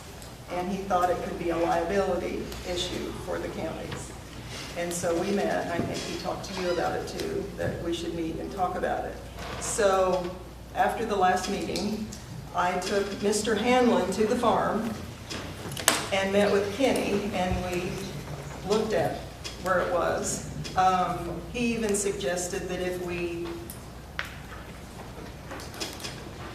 had to put signs up, there might have to be several signs to put up. You know, so basically this is a discussion. Is it a liability issue for us? It's probably been going on for a long time. Do we need to do something about it? That's why it was brought up. So I learned some things on this that it never occurred to me, because we talked about this at the last meeting, that, probably need to have something done in order just to kind of protect ourselves on the liability side of things.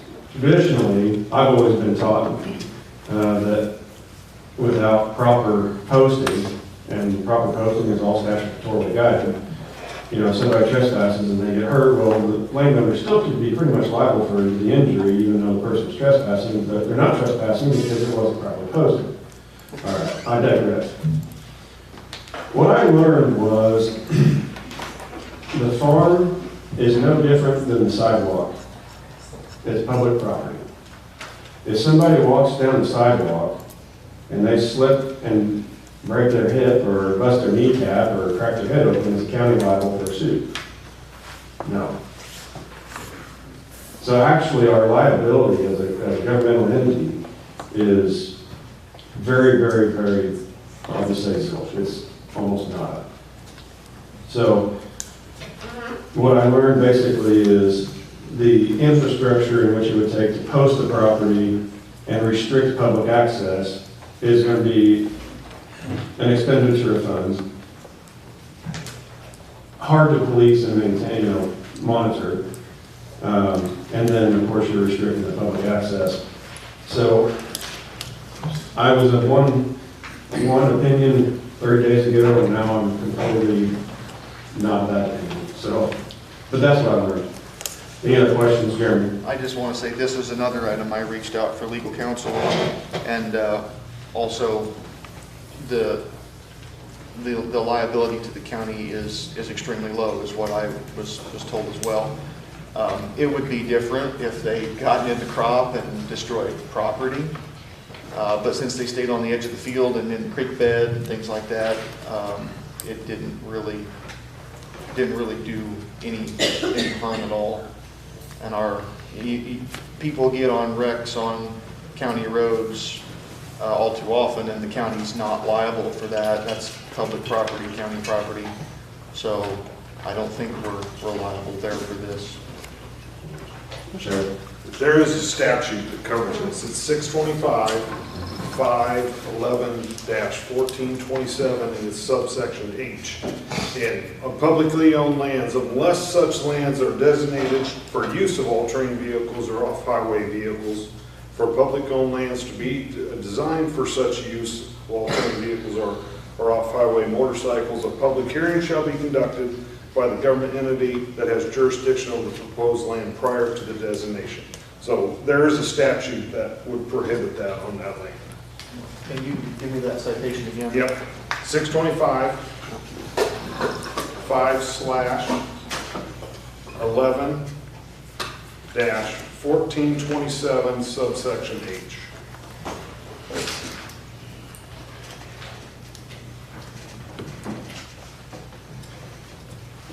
So Brian, if you're saying that it's prohibited by that statute, then Correct. basically if your guys are out patrolling and they catch somebody on there, you could do something. Correct, they can be So we cited. have to have some means of monitoring that and actually catch somebody while they're, Of course. while they're there. Okay, we don't have to take any other action other than follow that. Right, Okay, right, there is a statute that covers it. okay, I just want to make sure I understood. It's already a law. Right, So we don't need an ordinance. Right. It's already out. Lori? Is there a requirement to post that There is on not. public property? It's just a blanket statement. Right, it has to be designated for that use before it can be, before that activity can be Okay, used just on blanket public across the land. town. Okay, thank you. Any other discussion about the ordinance of the such? I think we're going to cover the bases on this. Yep, thank you. Item 10, are we going to pass over item 10, son? Yes, sir. Item 12, discussion and vote to approve. Jeremy, did you want to pull this one? Which one is this? Number 12. Whistleblower. Number We're good 12? for that. No, we're ready to move forward with that, I believe. We're going this one? Yeah. Okay. Item 12 is discussion and vote to approve the county whistleblower policy upon recommendation of the legislative committee. So moved. Jeremy makes the motion to approve the policy. Julie seconds the motion. Any discussion on that? Pat? Yeah, so there was one sent out, at least maybe an original version, or early version of this, maybe a month and a half ago, on June 20th.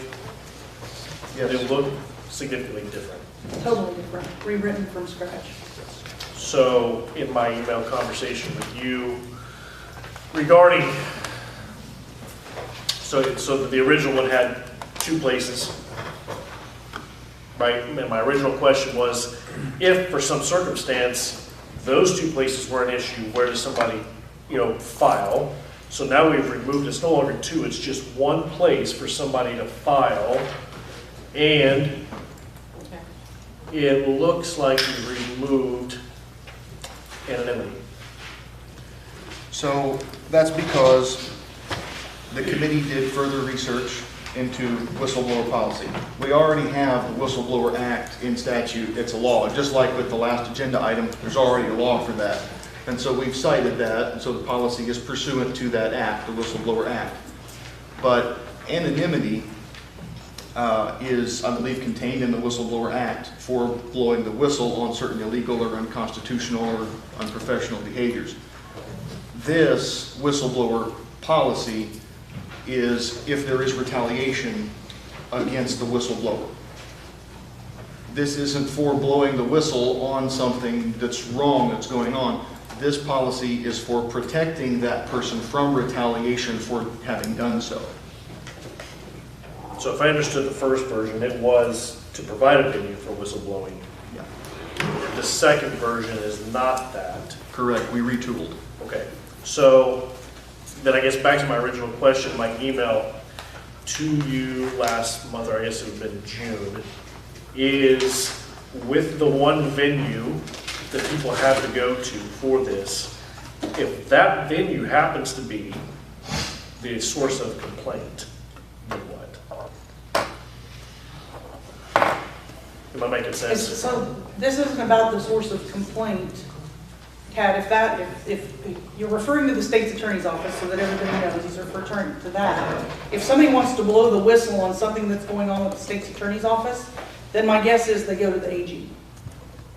Yeah, Right? and I'm That's trying not to a remove condition, the guess, and but that actually was my question to him was, is the Attorney General next? So the original was state's attorney, sheriff. If for some reason there was a conflict with both, what was that third avenue to provide a venue?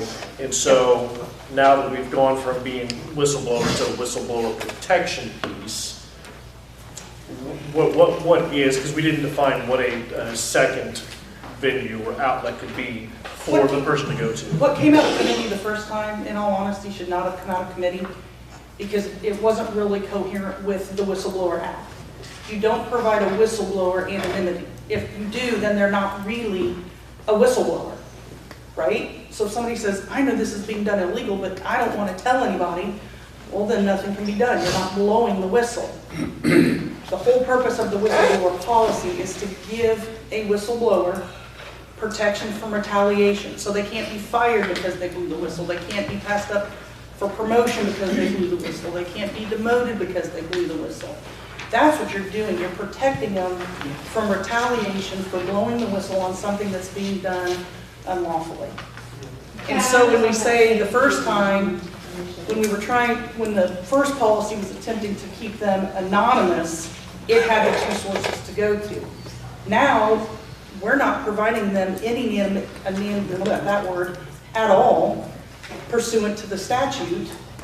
And what it's saying is if they are retaliated against, it gives them the venue to report that retaliation, which is to the state's attorney's office. Yeah. So if somebody in the state's attorney's office blows the whistle and the state's attorney retaliates against them, then they've got to go up that, I'm going to call it food chain, if you will, of legality. Yeah, and that's what I'm saying. We did not define that in here, right? So we didn't provide a statement that says in this situation that if you felt retaliated against by the state's attorney's office, the state's attorney's office is your place to leverage that retaliation and claim against, right? The conflict of interest exists, right? Where next, and it's just not defined in here where somebody can go if that was the conflict, right? In the templates and examples that we had, and we had several, there was one place listed. The policy from Joe Davies County that we were supplied with I think is considered one of the better ones and one of the simpler ones too. It has exactly one place to go, and that's the state's attorney's office. In some of the corporate templates and examples that I had, HR was where you went, and that was the one and only place listed. I think we had one from yet another county, and they had exactly one place listed, and it was the state's attorney. So we used those templates as guides in forming this policy. They had one place to go. It was the state's attorney. If it was public body. Also, they had one place to go if it was a private organization. They all only had one place to go. So probably to avoid confusion and simplicity, offer simplicity. Well, I also think that the state's attorney is who helps enforce the laws, right? So the Whistleblower Act states that you cannot retaliate against a whistleblower. So if somebody's claiming retaliation, they're going to go to the top law enforcement officer in the county because it's a legal matter. So that's I'm sorry, and I'm sorry if I'm speaking. Yes. This is a conversation of the board. I'm sorry, but I'm an employee and I have a real concern with this, and I'd just like to voice my concern if I could. Before you vote on it, please, that's all I'm asking. When we go to vote, then we'll go to public body comment later on. You're going to vote it, and I want to voice my concern. Please, board action, board conversation. So, we're back to the Whistleblower Act, is what our whistleblower policy is drafted off of. Any other further conversation? Sonny? Is there a problem with adding the sheriff's office? Is that problematic or unnecessary, or you're shaking your head, Julie? Would you like to answer? No, I'm just thinking that we've retooled this several times, and I thought compared to what the other templates that we went off of. I'm okay with it. It seems like that if there was at least one other office, it might remove some anxiety about it, perhaps. Sure. Or there may be 3 other offices or 5 other offices. I think the top law enforcement and the top legal counsel, I mean, beyond that, you're talking, every office, having to deal with it. I don't know that that's necessary. If the person works in the state's attorney's office, then go to the sheriff, and if the person works at the sheriff's office, then go to the state's attorney. And if they work anywhere else in the county, then they can go to the state's attorney or the sheriff, whoever they want to go to. But I think that's the thing, like kind of what Tad was saying, and I thought too when we discussed this originally, we were writing the policy to encourage people and assist people with coming forward with their concerns in order to protect people with their concerns. Sure. So that is already written for us. We didn't need to do that.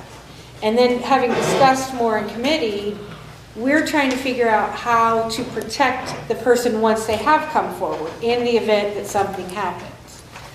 I don't know that we need to go further than the state's attorney. I mean, at that point, I guess if they feel like the state's attorney is not supporting them or retaliating against them. I'm going to be hesitant to report to the state's attorney that I work for is doing something wrong. Okay, I see what you're saying. Like if it's someone Right. within that office. I'm employed by the state's attorney's office. I need to blow the whistle, not going to the top dog. What you're discussing has nothing to do with this policy. It's not about blowing the whistle. It's about protecting the person after they've blown the whistle. The person's already out there. They've already reported on the deal. It's known. I turned somebody in. It's now, I haven't been promoted in 5 years, That's what the policy's for. And I'd just like to add, we don't have to have a whistleblower policy as a county because we've got the act, it's there. This is a show of support to anybody that blows the whistle, that we're gonna do everything within our power to not allow them to be retaliated against. That's the whole purpose of all of this. That if you see something, say something, and we're going to help protect you from retaliation. Yeah, it's also part of GATA compliance as well. Because if you're dealing grant monies and you see grant fraud, or if you see something like that, those types of things come into play. Well, if one of the GATA requirements, or not requirements, but checkboxes, is a whistleblower policy. So if we show that we have a policy, now we're getting better and better rankings with the GATA. So even though it's written as a federal act, whistleblower is a federal act or state act? It's in state statute. Even though it's written in state statute, we've adopted a policy of such that shows that we can do that in the GATA too. Anyway, okay, so I have. Well, I just wanted to clarify, to your point, I understand what it is, right? I understand what we're doing, right? We're not creating a new policy. What we're doing is creating a retaliation thing, and I get that. But to your point, if the person felt that, let's just say we had let's just say it was the sheriff on here, right? And they felt the sheriff was the one that did the retaliation, but they're supposed to report that to the sheriff. Right? Like they feel retaliated against. The sheriff is the person you're supposed to report retaliation to, but the sheriff did the retaliation. Where does that go? That's the conflict we have. And we don't have 2 avenues for somebody to report this. We put the state's attorney. If the person feels retaliation came from the state's attorney, but they're supposed to report it to the state's attorney, to Mr. Ross's point, where does it go? Right, they're not gonna do it, or if they do it, they don't feel it's gonna go anywhere.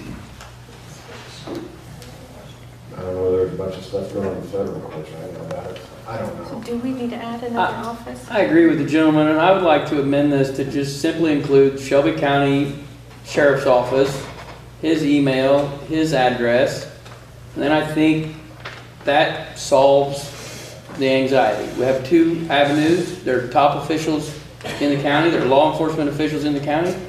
If they have a great relationship with the sheriff, they can turn into the sheriff. If they don't, they can turn into the state's attorney. I would make it a motion to amend this to include the sheriff's office. Would you be willing to second that? Tim Moore, second. Can we have a little bit of discussion now Yeah. about that? Sure. I think if you do that, they're gonna be more apt to fill one of these out. I think if you don't do that, I don't know how many people will use this.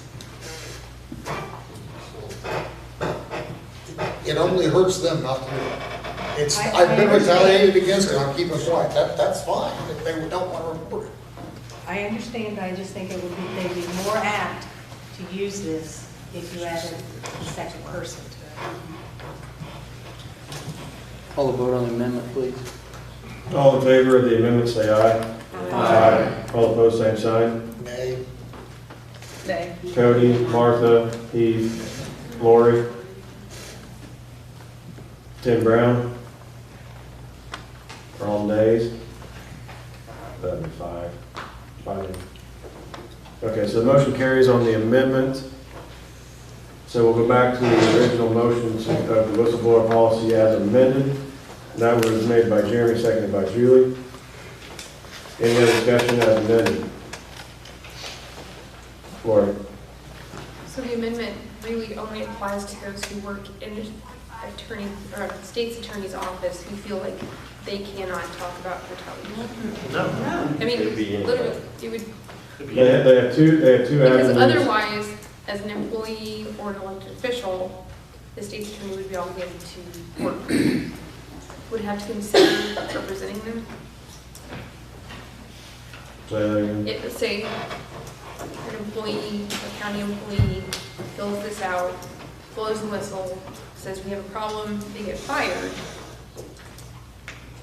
They can still go to the state's attorney that does this. Really, it's just the state's attorney's employees. Again, that's in backwards order what you said. They blow the whistle first, And then they're and fired. if they're fired, then Then they would. this policy protects them in the event that they're fired, because that's the retaliation. Yes, which would only apply to the state's attorney's employees if it's on the I'm not saying nobody else in the county can use it. But if the state's attorney's employees feel retaliated, then they would go to the sheriff. So it's really those are the only people that would be directly affected by this amendment, to go to the sheriff and say. I mean, anybody can, but yes. What it does is it creates a second avenue of approach. That anybody can go, Anybody can go to those two offices and report a whistle. Report. Julie, I think understands what you're saying. Yeah, But it's the. But I know what you're people in the saying. state's attorney. If you've got a conflict in this office, you can go to the other office for support. But guess what? You're still gonna come back to the state's attorney for processing a charge. You're still gonna go from the sheriff, an investigatory measure, Yes. back to the state's attorney for charging. Yes. You know, so if the allegation and the investigation happens at the sheriff's office and it's against the state's attorney's office or an employee of the state's attorney's office, doesn't matter, then it's still got to go through the SA for charging. So, either way. What? Couldn't be the Attorney General? Yeah, and as a county employee or as a county official, I'd probably hedge my bet against a neighboring county state's attorney to represent me through the appellate process, if nothing else. That's neither here nor there. We're getting off in the weeds. We're just trying to create a policy that protects the whistleblower. So we need to call the vote? So I had a motion and a second, as amended. All in favor of the policy as amended, say aye. Aye. All opposed, same sign. Motion carries. Okay. social media policy, was that the one you wanted to No, pass? I think are we gonna pull that one? Yes. Yeah, we haven't heard back yet, so we're gonna pull that. All right, passing over to 13. Item 14, discussion vote to approve a 3-month MyTech contract extension. Basically, this is a contract extension to maintain services through this abbreviated budget cycle until we get to the next contract. Dave makes the motion to approve the 3-month extension. Martha seconds it. Any discussion, questions? Yeah, I had a couple of phone calls that mentioned that there might not be cyber insurance coverage. So since we're in this, I mean, that's where we're in this realm, that there might be some lapse in coverage or maybe not coverage for cyber. And so with some of the offices not using these services, what exposures do we have?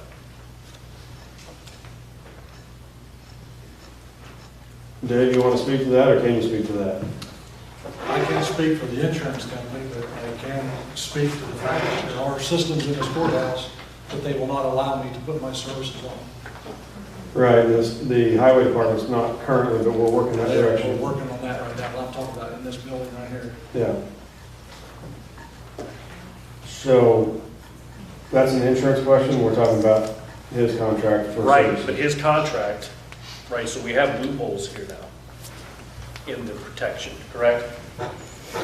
If one of those machines in here happens to get infected and takes down the courthouse, I'm not responsible because my services are not on it.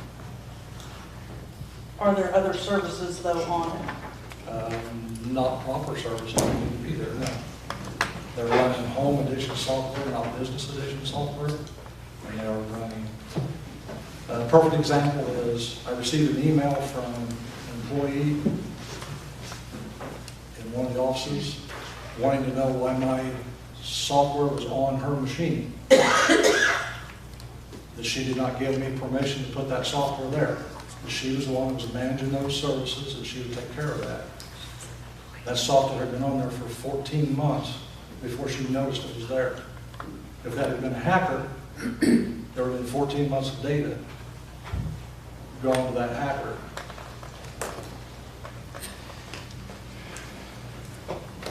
I deal with this every day. If these people think that they cannot be hacked because through an email or clicking a link, they are sadly mistaken.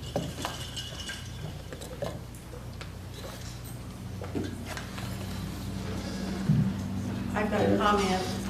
The last time that we had the conversation with the old group and I was on the insurance committee and stuff, you brought it to their attention that this cyber insurance that we're paying for, there are people that don't have the protection on their computers and stuff, and if something would happen, you question whether or not the insurance would even be any good because you're not protecting it. Correct. Lord. What committee does this run through? Pardon me? What committee do you work through? Legislative. Okay. Do we have a motion on the floor? No. Okay. She says. Yeah, we do. Yeah, we do. Dave and Martha. Right, yeah. Thank you.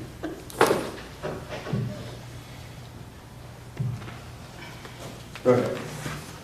Any other questions or concerns about the 3-month MyTech contract? I guess I'm just curious, we approve that we're paying for something, but what are we getting if we still have an exposure? Does that make sense? I mean, we've locked the west side and we left the east side of the building open. And again, I'm not an expert, so I'm going to use very wrong terminology, right? I just know what was brought to my attention that, like, we've left part of this open. And so if we've left it open. Are you referring to item number 15 instead of 14? I'm just curious. Well, I mean, yeah, I suppose that's possibly true. Okay. I mean, I guess, yeah, they're tied together. I mean, they are tied together. I mean, we're approving the extension, then we're approving the cost. No. No, this is the service contract that he provides the county. Okay, then And then the other part is the firewall upgrade. So bundle up everything I said, and we'll talk about 150. So, Call the vote. all in favor? No, Mayor. it's money. Yeah. All in favor, roll call, please. I gotta get my line in. Mark Bennett, Yes. Teresa Bain, Yes. Cody Brands, Yes. Tim Brown, Yes. Carol Cole, Yes. Julie Edwards, Yes. Martha Bernhaber, Yes. Clay Hardy, Yes. Matt Kessler, Yes. Tad Mayhall, Yes. Heath McCormick, Yes. Tim Morris, Yes. Lori Nelson, Yes. David Ogden, Yes. Bobby Orman, Yes. Sonny Ross, Yes. Mitchell Sheff, Yes. Don Tate, Yes. Brett Wallace, Jeremy Williams. Yes. Motion passes unanimously. Okay, motion carried on 2-month contract, and now we've got the discussion vote firewall upgrades at the estimated cost of $89.35. And there's supposed to be a period, not a comma, so that's not, yeah, $8 million. $893,500. So it's $89.35. Not to be confused with comma with periods. That's a less than $10,000 amount. Okay. Dave, you want to speak to that one? What it is? The firewall is installed at the sheriff's office. That's the main point of contact between the internet service and all the services that are provided in the courthouse. It's the security devices in place. We do web filtering on it to keep out hackers. We do, there's licensing that goes along with that. Because of the cost, there's a lot of equipment in the courthouse and the sheriff's office that's expensive equipment. We have it set up on a rotation every 5 to 6 years to be replaced to stay up to date with technology. This coming year, the 24 budget is the year to replace the firewall. The firewall is going end of life in 24. So the company that manufactures that has, they're running a promo right now. If we will upgrade basically 3 months early, we'll save $1,500 on the cost of the firewall. So as long as I have the firewall purchased by the end of September, that price is good. If not, then it will go up $1,500 if we wait until next fiscal year to do that. Right, and the reason I put it on the agenda for this month is so it could be approved for the purchase to be made and then invoiced prior to the end of the month. And we can pull it out of contingency funds or something like that. So the funds are there as far as that goes. So I thought getting it done on this side of the year would be prudent than doing it in another year. I'll make the motion.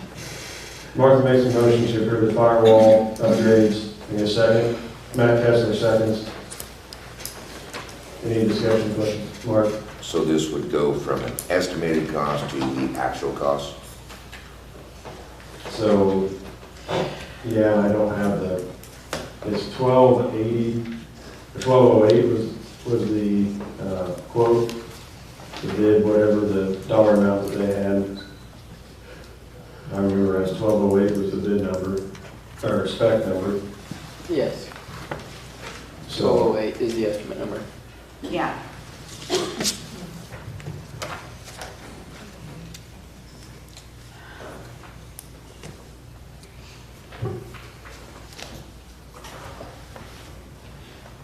So the estimated cost is this. If we don't do it now, then it goes to, roughly 10,400. So And this is for a year, is that right? this is for several years. 3 years. And at the end of 3 years, then the only thing to rebuy would be the licensing itself. You don't have to rebuy the device. You just have to pay for the licensing for another 3 years. Any other questions on this part? Well, everything I said before, just Right. rewind it now apply it to this topic here, is, you know, we can have firewalls in place but we have openings, right? Like we have things can be done still. I think that can be sent back to legislative committee to deal with, because we're not gonna solve that problem tonight. Right, and I'm just here for, again, I didn't really understand everything, and I'm trying to get an understanding, but also I think awareness that, you know, we still have an open door. Right. Lori? Can,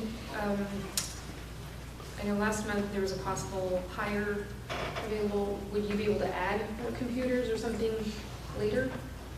I'm sorry. Would you be able to add another computer or another device later? Or not device? Yeah, it's a lump another sum unit? contract that we have. It's not my device, it's just a Okay, lump sum. so it's not quantity That related? quantity, yeah, as long as it doesn't double or triple, that's Okay. So that number would still stay the same if you had to add? We're actually in the process right now adding highway department, that number's not going Okay, to change. So. okay, that's what I'm thank you. Just for clarity, the $7,915, that's the 36-month licensing fee, and the $2,479 is the hardware fee. Is that correct? Correct. Okay. Any other questions, concerns? Hearing none, roll call, please. Mark Bennett. Yes. Teresa Bain. Yeah. Cody Brand. Yes. Tim Brown. Yes. Carol Cole. Yes. Julie Edwards. Yes. Martha Fernhaber. Yes. Clay Hardy. Yes. Matt Kessler. Yes. Ted Mayhall. Yes. Keith McCormick. Yes. Tim Morse. Yes. Lori Nelson. Yes. David Ogden. Yes. Bobby Orman. Yes. Sonny Ross. Yes. Mitchell Shuck. Yep. Don Tate. Yes. Brett Wallace. Yes. Jeremy Williams. Yes. Motion passes unanimously. All right, motion carries. Item 16. Item 16 is discussion and vote to allow public safety chair Don Tate to work with the state attorney to obtain an architect to assist with bid specs to repair and replace windows in the courthouse as outlined in 50 ILCS, which is the Local Government Professional Service Act. On recommendation of the Public Safety Committee, item tabled by Fernhaber at the June 8th meeting. So, Martha, would you like to untable the business?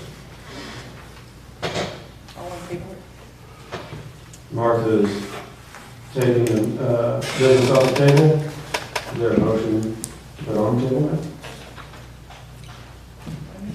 Is there a second? Cody seconds it. All right, so the motion by tabling brings back business of item 16. It was seconded by Cody. Discussion. Don. We originally, I think this got tabled because of the discussion that we had, the county had a working agreement with Hudson Associates out of Effingham in regard to a number of things. Myself, Bobby, and Sonny visited with Mr. Utz about 2.5 months ago. He was to come back with some information for us about doing things. He gave it to me finally about 10 days ago, and what he gave me didn't make any sense to me, nor I think make any sense to my committee members when I showed it to them. So we feel that we no longer need to have a working agreement with us and Associates. We need to go out and find another architect firm to help us figure out what we want to do with these windows. That's the reason for putting this item on the agenda. Okay, so the window specs that we walked out of Hudson Associates with, those specs are no good. Because I thought, I was really, when I left that meeting, I thought we've got everything we need to submit an RFP for multiple different avenues. We could go full on replacement, we could go full on restoration with those specs. I didn't see that we had that. And that's just, that was my opinion, and that's because he sent me a number of like 15,000 to 17,000, and I don't know whether that was to go out and get bids on what we needed, what it was going to take to do this. But when I called him to find out about that, he has never returned my call. I sent him an email, I called him, etc. He did say it would cost us 4% of whatever the project was going to be his fee. But that's what I know. Are the plans or whatever you both were referring to for historic / period type windows, or something that's more modern, efficient, effective? The way I saw those plans was that hole is 6 foot wide by 23 feet tall. Put a window in it. I don't care if it's a replacement of a restoration or completely stoning the thing in. Those were replacements, Bobby. I know. That's what his was. He was talking that number that was on there, which was from 2016, yep. Which you knows how accurate that is, was for a replacement window. Right. What I'm saying is, prices have changed, but the dimensions have. And those dimensions were on that schematic. Correct. So I feel we could take those schematics, put them out for in an RFP and a bid package, and really cover the bids as advertised. That's how I saw it. So what I saw about that, there was nothing hard and fast in there. Yeah, that was a replacement window to put a new set of sashes in these windows, in each particular window. But if there was a bad sill in there or a bad frame, I didn't see much of any kind of we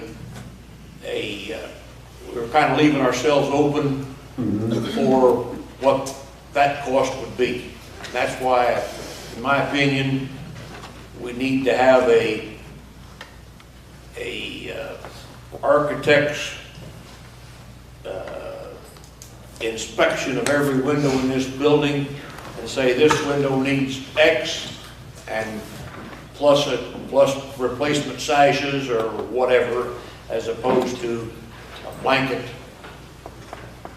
dollar figure for doing some of that stuff. But if we're putting it out for RFP, we don't have the dollar figure. That's what we're trying, that's why we put it out for proposal, is to get that dollar figure. But We just need to write the specifications, Martha.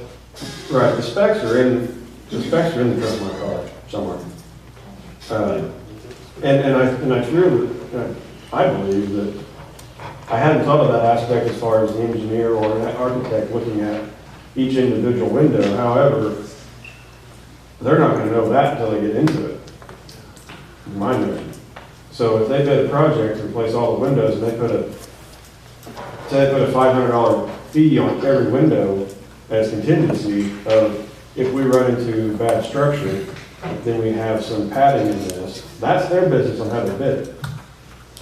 I think we have enough information to get moving. That's me. Yeah, as painful as this topic has been for decades, I think what we keep bumping up against is nobody wants to give us a bid without charging us $15,000 to $30,000, upwards of $80,000. We got one estimate for an estimate. We were given an estimate for them to be able to give us an estimate, and it was several thousands of dollars. And what we got back from Hudson Associates, as I recall, our conversation at their office was they would find someone willing to give us a quote because everybody can't do this job. And again, the estimate for that is $15,000 to $17,500 just for them to give us a quote on windows. No one's going to give us a free quote. Sure. So I think what Don's trying to do, I've experienced it, he's experienced it. We do, I 100% agree that we have the dimensions for every window in this building, but we don't have anybody that is really willing to work hand in hand to get us to the next step. And I think what he's trying to do is find an architect that will. So the architect would be like the general contractor on the project? He would be the overseer of the project. I He would think- still, like general contractor would bid the project. The architect, at least the one architect that we visited with, the sheriff and I visited with one day, told me that he would do a physical assessment of every window in this building and say what he felt was wrong with that window. That would be all part of the set of bid specs that he would write.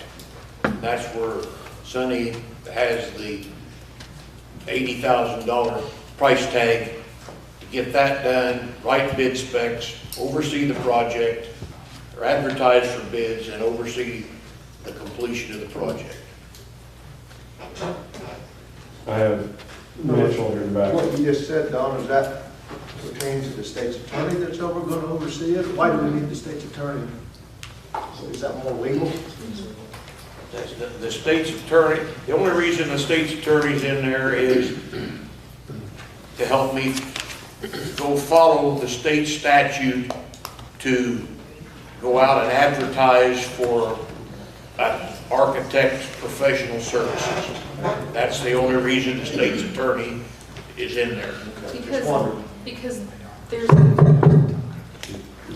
Go ahead, Martha. we say repair or replace, so we're looking for somebody to come in and say, that window there is perfectly fine, you don't need to do anything to it, but that window over there has some seals in it, we're gonna fix it. I mean, or are we replacing all the windows in the courthouse? What's the end game here? The end game would, I guess my end game of the whole situation was there's problems with the windows in this courthouse we need to address. We have a $250,000 grant from the state of Illinois if we make historic restoration to these windows, and we budgeted $1.25 million on top of that to make those either to repair those windows and bring them all up to code, and make them so the glass doesn't blow out, so that they seal the air sealed up, etc. There was discussion on that DECA grant of doing the stucco with that and taking windows completely off ARPA. Yes, that's true. That would, And if we that would, replace, that would, we don't have to replace with period/historic. if we used all ARPA funds, then we would use whatever windows we chose versus something that we were being hemmed into due to criteria of the grant. I'll go, Lori. thank you, I'm sorry to interrupt. On his point, there's a separate statute on competitive bids that goes along with finding an architect. So instead of us just going out on our own to find what we need as a contractor in the typical bid process, architects have a certain statute allowance. So that's why the state's trying to include it. So when you say hemmed in, you're talking about hemmed into, we have to go with this grant, the grant has legalities that we have to go historic windows. Is that what you're saying? It's, the grant, the DECO grant is a historical feature. It has a historical feature. So if we do the stucco, we can take the stucco off and reseal the walls with a breathable, it's gonna sound weird, with a breathable sealer that would hopefully start fixing some of the issues in the bottom floor of the walls being soft and falling apart. So if you go with the historical windows, it's going to eat up that grant pretty quickly, correct? I mean, it's going to be quite a bit more expensive, obviously. Well, the window project is probably going to be $1.5 million, roughly. So if we use the DECO for any portion of it, we're going to be using that for hard the windows. So let's just not use it on any of the windows and go to a different building project that would be savvy to the grant. That was my suggestion in that meeting, but this is for the, I guess I'd like to have the board say, and that's, I know it's not on the agenda, but do we want to replace the windows with using replacement windows and repair the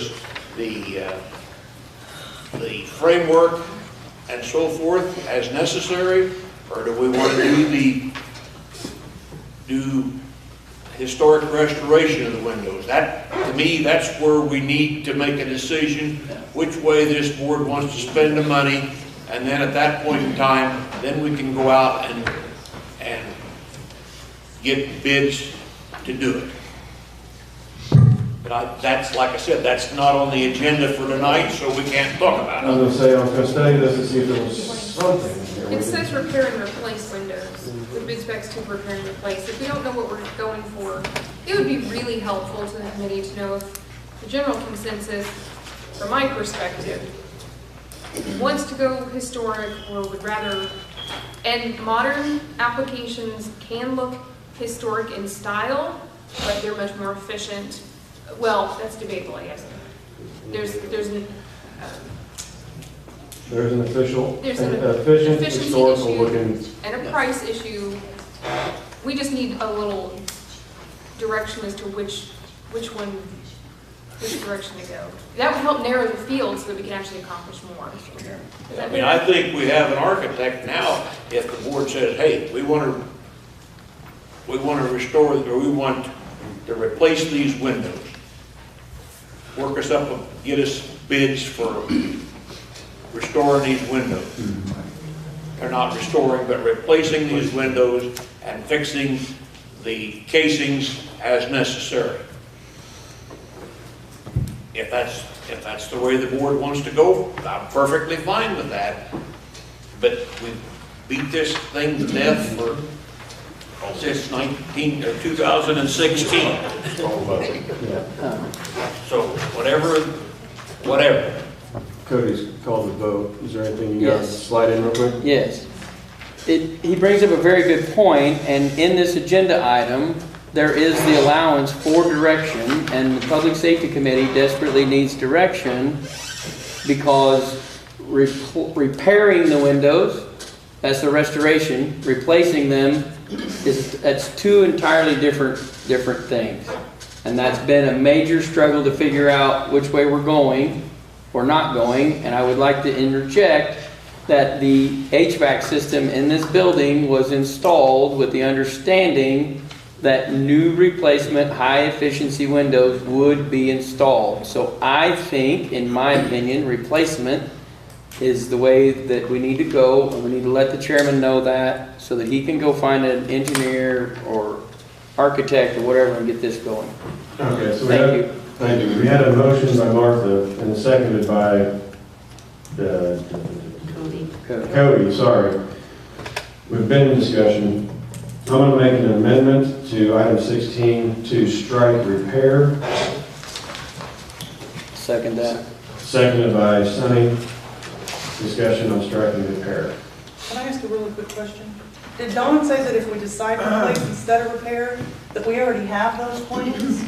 Did I understand you right? I think we probably have, us and associates have dimensions of all the windows. Yes, we know what that is. So we can move but I forward. don't know I can't say whether they know enough to give us to advertise for bids for what repairs might be necessary for the framework around the window.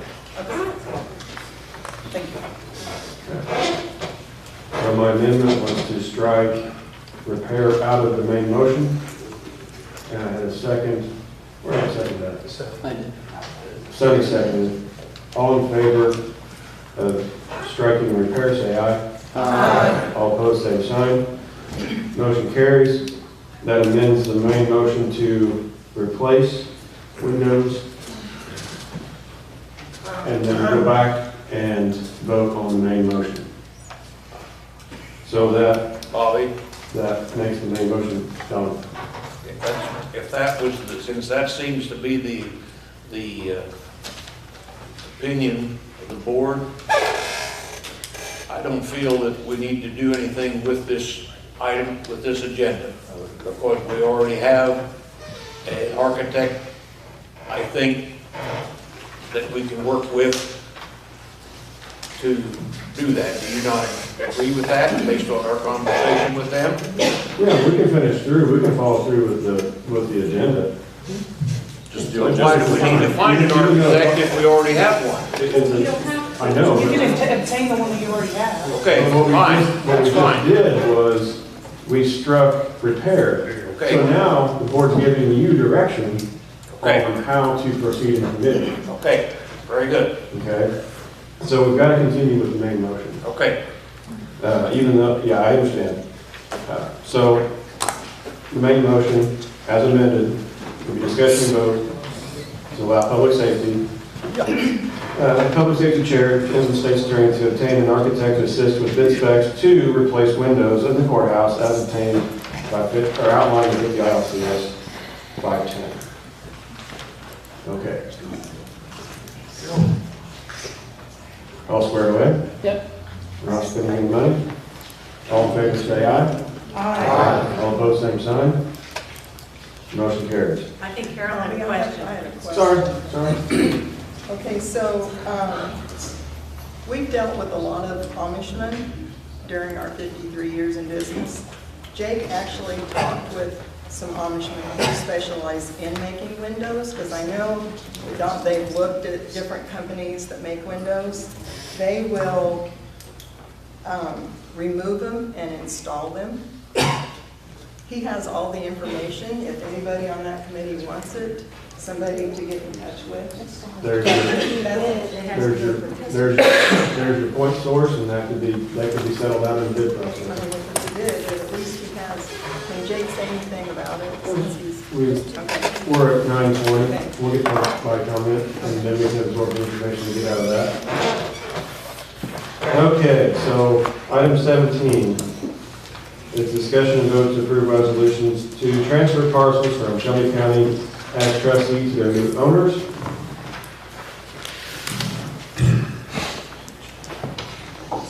I'm gonna wet my whistle for this. As listed on the agenda, parcel number 09180720401006 to Kenneth Langston for $2,000. Need a motion? Motion. Second. Motion by Lori, second by Martha. Can you explain what these are? So these are tax sales.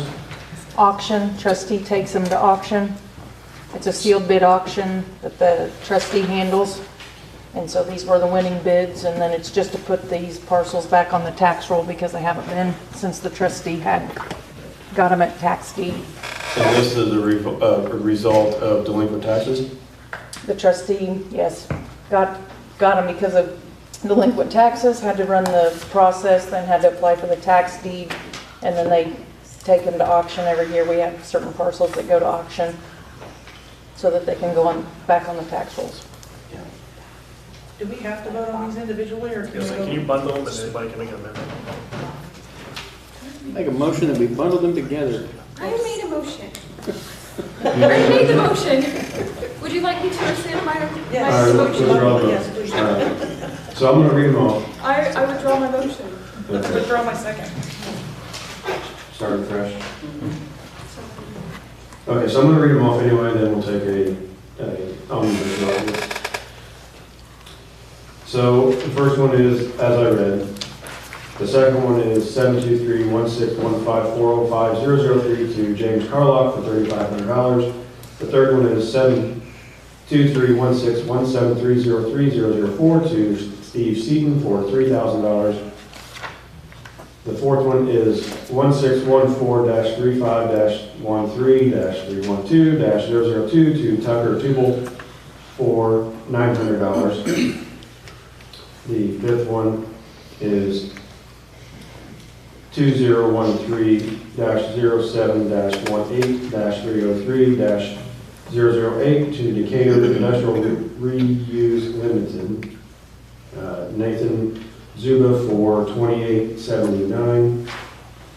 And then the last one is 2072-0000000014 to Gary Purcell for $828.01. I make a motion. I second. Lori makes a motion to approve the resolutions to transfer parcels, these listed parcels from Shelby County as trustees to new owners. Seconded by Norman. Is that right? All in favor? All in favor, say aye. Aye. All opposed, same sign. Motion carries. Item 18. Get that. All set? All right. Item 18 is the approval of the FY 23-24 liquor licenses for 15 months. There is an attached list in your board packet. Make the motion. Jeremy makes a motion to approve. Mark makes the second to approve. Any discussion on the listing as presented? Hearing none. Just so everybody knows, it's a 15-month term to encompass the full duration of September 1 through November 30th of next year, I believe, as the end of the next fiscal year. The fee was cracked open to also encompass. We didn't change that, did we? We changed from 600 to 750. Right. It takes 15% and adds it to include the 15% of the year that we're tacking on. So, any other discussion, questions, concerns? Hearing none. All in favor say aye. Aye. All opposed, same sign. Motion carries. So item 19 is discussion and vote on what budget account line item the electronic timekeeping system will be paid out of for setup, training, and installation. Is there a motion to set some business on the table? Mr. Chairman, I'll make the motion to use the ARPA funding for that expense. Out of project? What's that? Out of projects or administrative, what are we looking at? I think administrative line. Not sure what all lines. Projects. So you make the motion, we use ARPA projects fund to pay for the setup, training, and installation. We have a second on that. Keith seconds the motion. Any discussion? Hearing none, all in favor say aye. Aye. All opposed, same sign. Motion carries. Item 20 is committee reports. Open the floor up to whoever wants to talk about committee. We've talked about a few already, so any others out there?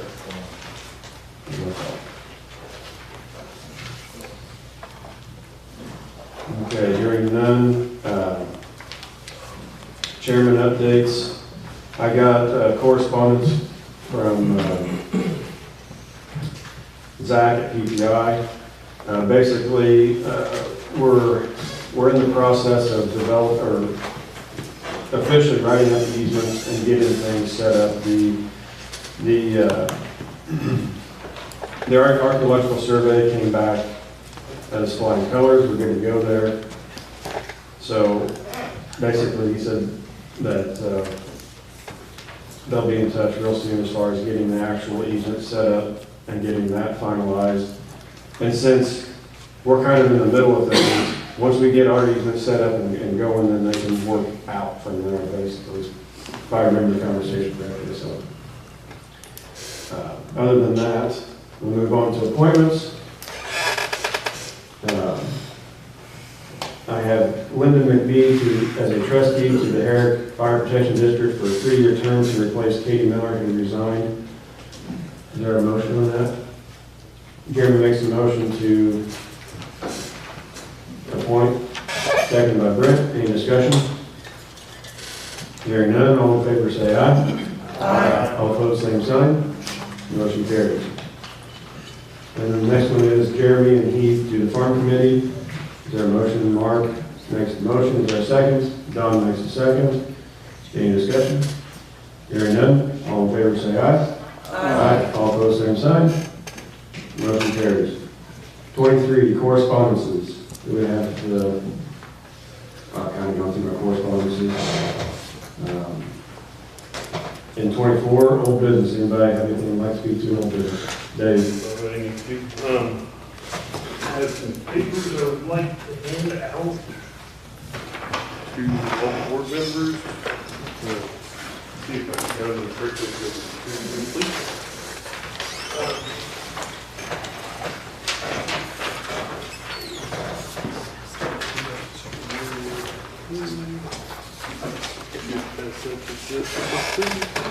And I do have more copies if anybody would like to have it.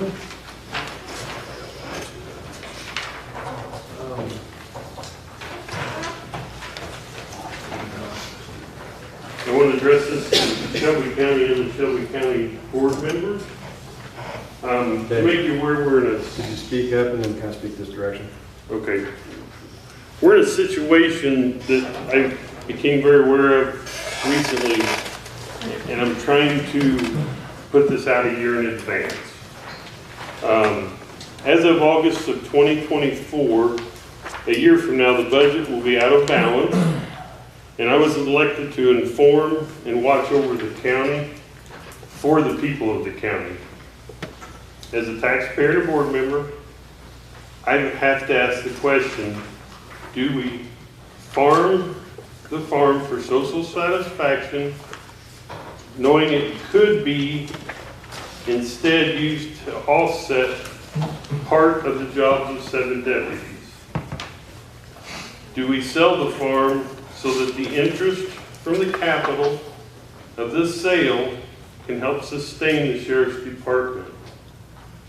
We have to look at all the time spent in committee, board meetings, and disagreements that not everyone is always going to agree on, but it has gone on for too long in my personal opinion. If we farm, we have to actually budget money to put the inputs out, which is tying up more of the taxpayers' money.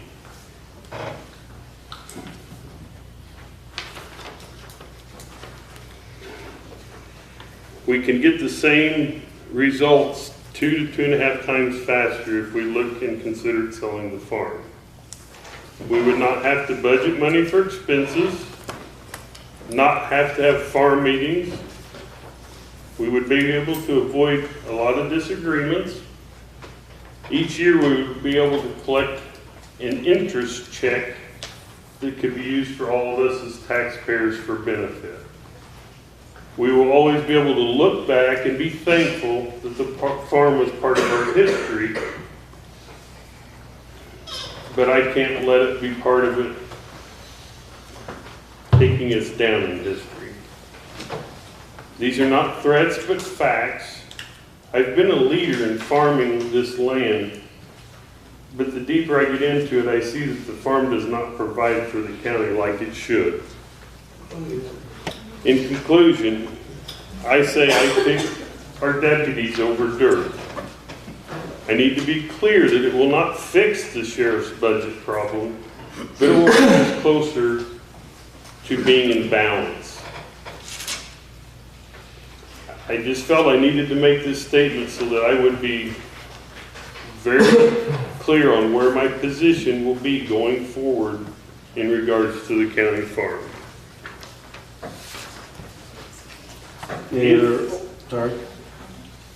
If we want to look at the documents, it can be just for information, and we can talk about it later. I don't want to tie up a lot of time with it, but I wanted to provide supporting documentation of why I've made the statement I've made. And would anybody like me to briefly go over it, or does it kind of make sense? Keep the farm. Can you just kind of explain that by these columns here? Yes. Yes. It basically, you have where it says county farm capital on interest. If the farm was to sell at a certain value, you have the capital that was gained. And then if it was put on a CD, then you have the different percentage rates that it would accumulate at. If you did a cash rent scenario on the bottom section, the tillable acres is taken times the dollar amount across the top.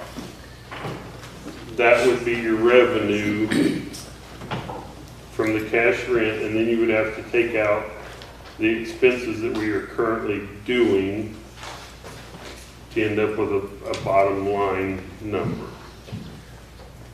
So I was trying to prepare a document that you would have to be able to refer back to and say, if it brought X, you can look there, and if the rates were this is what it would do.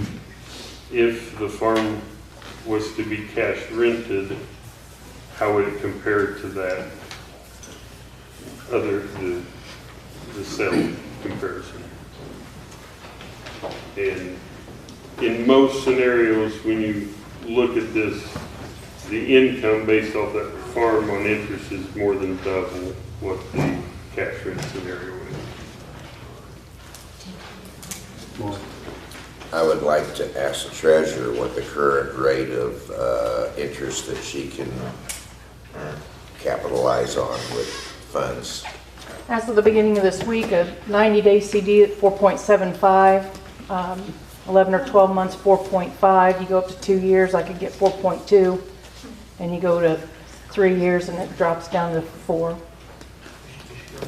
Thank you.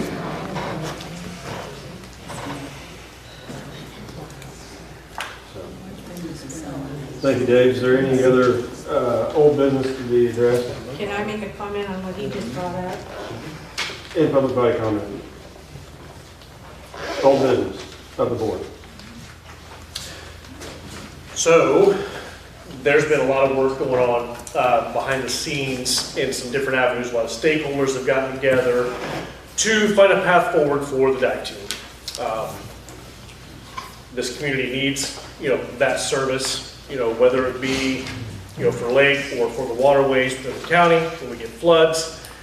And a lot of discussions took place, in the city of Shelbyville, as reported, has agreed to move forward with a resolution to allow for a dive team to serve over the city. Still some T's to be crossed and I's to be dotted, but there is a viable solution that exists. With that solution, removes the county from the liability, removes the county from the expense, fully aware that there are mutual aid agreements and governmental agency agreements, things that will have to be hammered out and worked out.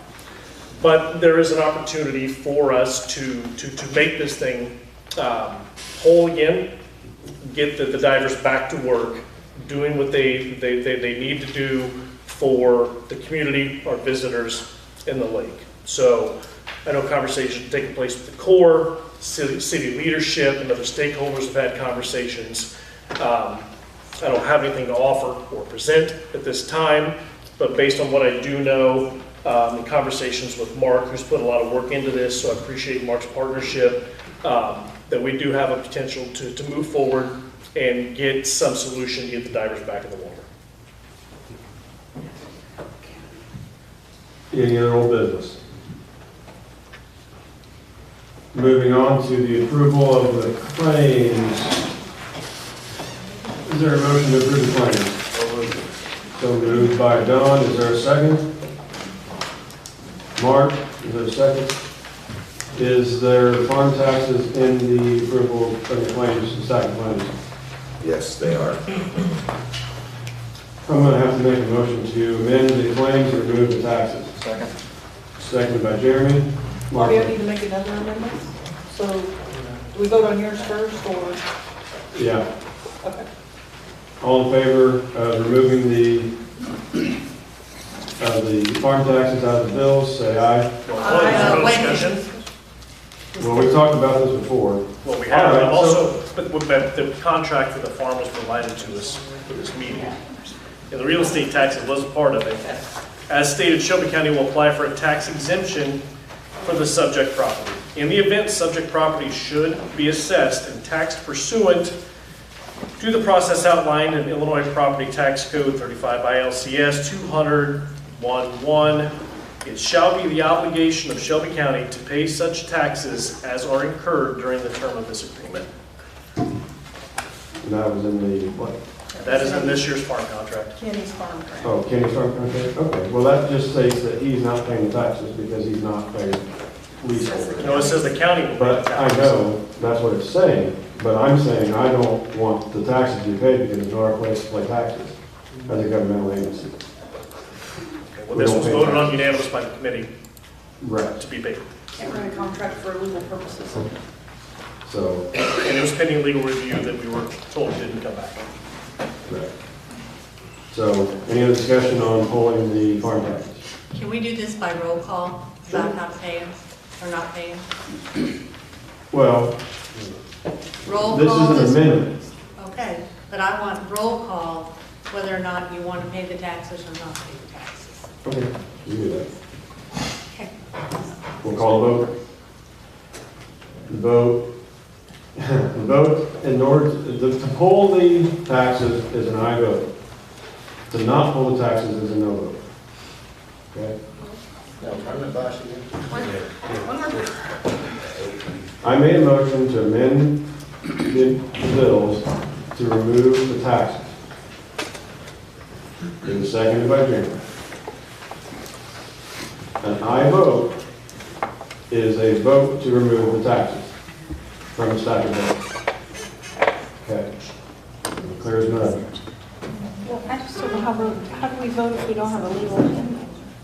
Like, what is the legal opinion? That we are not responsible for the taxes? Or we cannot pay? Is that the legal opinion? Well, we discussed in the last meeting, 2 meetings ago, the issue of the taxes. That was, Jeremy brought it forward, that, I don't know, was that a legal opinion? Did we ever get that? If we're responsible for paying the taxes or not? Well, if we didn't get a legal opinion, then. I mean, did we even ask for one? I don't, I'm asking. Well, whether we've asked for one or not, if we haven't gotten one, we probably shouldn't pay them until we get one saying that we should. So we're going to continue to incur interest because we're not paying the taxes, which costs the taxpayers more money. And you can't put a lien on public property, and interest is a lien. So, We have interest on the tax bill every I day. understand that. And who's in charge of enforcing the interest? We are. That's It's why on we're not there. supposed to be doing this. That's why we're not supposed to be paying taxes. Anyway, roll call vote. Aye is to pull the taxes, no is to leave the taxes in the tax bill, in the claims stack. Roll call, please. Mark Bennett. Aye. Teresa Bain. No. Cody Brands. Yes. Tim Brown. Yes. Carol Cole. No. Julie Edwards. Yes. Martha Fernhaber. Yes. Clay Hardy. What? No. Matt Kessler. Yes. Tad Mayhall. No. Keith McCormick. Yes. Tim Morse. No. Lori Nelson. Yes. David Ogden. Yes. Bobby Orman. Yes. Sonny Ross. Yes. Mitchell Shuff. Yes. Don Tate. Yes. Brent Wallace. Yes. Jeremy Williams. Yes. Motion, Motion to pull the taxes carried. be right. 15 ayes, 5 nays. Was there another amendment to be made? Yes, I have an amendment. In looking at the bills on Tuesday, we inadvertently missed a late fee on a copier bill out of the state's attorney's office. Have you seen it? Wasn't the only office that had a late fee, just so y'all know. We caught the other ones and we pulled them. I just was pulling it on this one, okay? All right, just so y'all know. You know, I have an AG opinion. I mean, since the state's attorney's elected and he does have budgetary controls, it's not his fault, unfortunately, that we only pay bills once a month. and that money is in the budget to pay the copier bill and any associated late fees. Well, I know the county doesn't want to pay a $4.42 late fee. I mean, there is an AG opinion that says, once the board has approved the budget, the elected official, as the state's attorney, has internal budgetary controls over how that money is spent. And the finance committee's just trying to get away from late fee after late fee, and it's not just that department, right? Right. It's a product of the way we do business as a government, and all we've asked is that the department heads contact those vendors and have the discussion with them of how we approve the bills. And I know Carrie Kingston, She took care of applause hers, yeah. her. Yeah. We made a note about hers. She contacted him, she got it worked out, very appreciative of that. Has anybody talked with him about this? No, we didn't, well, we didn't know about it. We would have noted it in our meeting minutes from Tuesday had we caught it. We missed it. Okay. Chad and I reviewed that bill, we both missed it, not intentionally. So had we seen it, yes, we would have put it in the minutes, it could have been shared with him. I didn't see your email until this afternoon. So What's your amendment? to pull the $4.42 late fee and ask the state's attorney to contact that particular provider, explain how we pay bills, how it works, ask them to waive that fee, and if the billing cycle needs to be amended, then amend it. Carrie was just able to get it done so she could, even give him some guidance on how she went about that process. Okay, so your amendment is to pull the bill with late fee on it? Just the late fee, just the $4.42 late fee. Okay. Second by Jeremy, any other discussion? Hearing none, all in favor say aye. Aye. All opposed, same sign. Okay, any other amendments? Can I ask a question? The bill for the MyTech, it did go before finance, even though, because I said it's going to be an agenda item. Is it okay to pay the? We basically took no action on it because we didn't really have any guidance on it, and we felt that the whole board would. The server? Yes. We voted to do that. Yeah, it was not really our. No, that was firewall. The other part was a server that. Discussion. That's what I'm talking, the firewall. Is it okay to pay that bill? The discussion and Since the vote board to approved. approve firewall and the estimated cost of $89.31, so we Okay, voted then I'm going to go ahead and to issue approve the that. check then. Yeah, that was. Yeah. Okay. In fact, I think we decided since we saw it on the agenda, we would let the full board take care of it.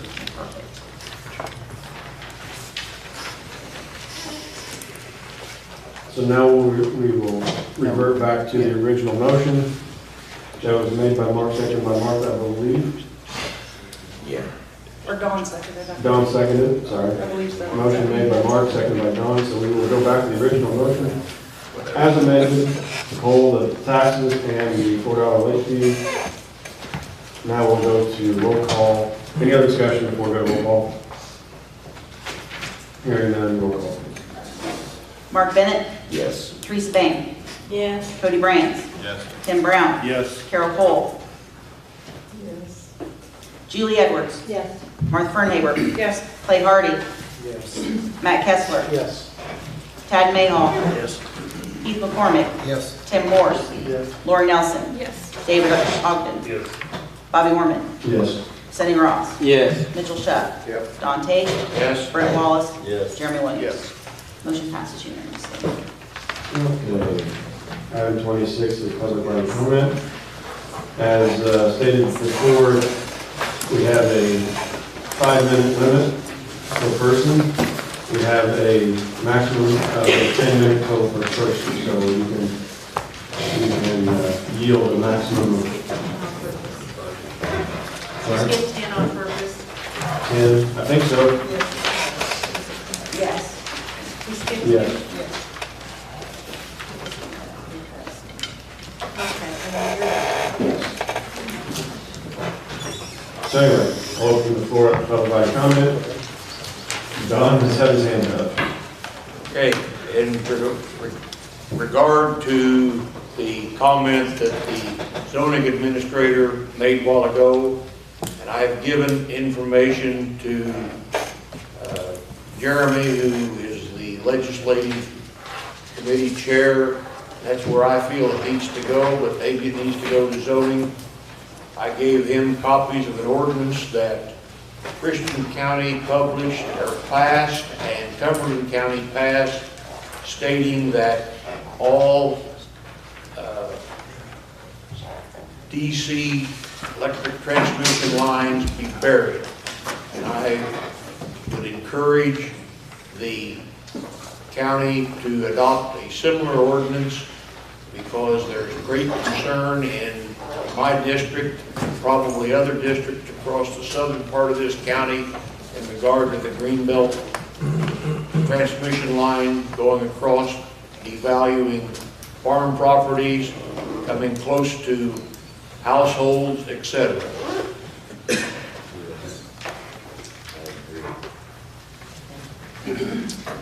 All right.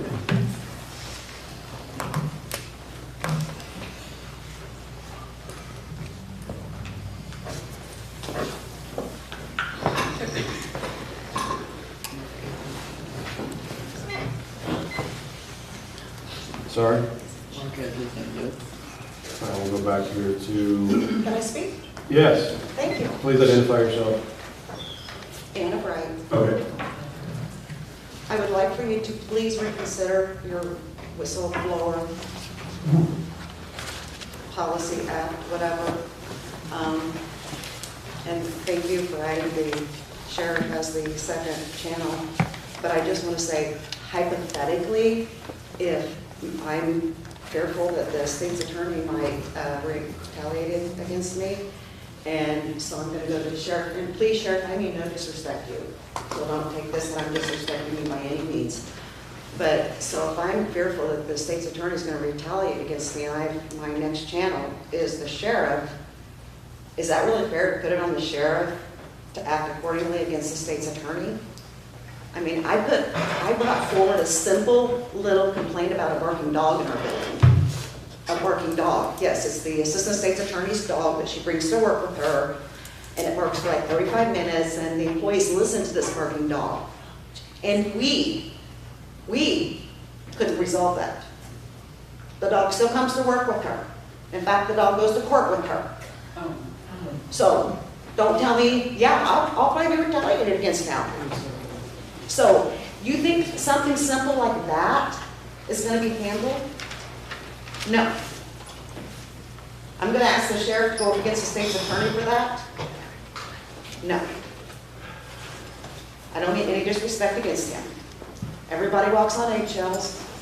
We all know that. This is a fact, people, not making anything up. Because the state's attorney runs this county. It's a fact.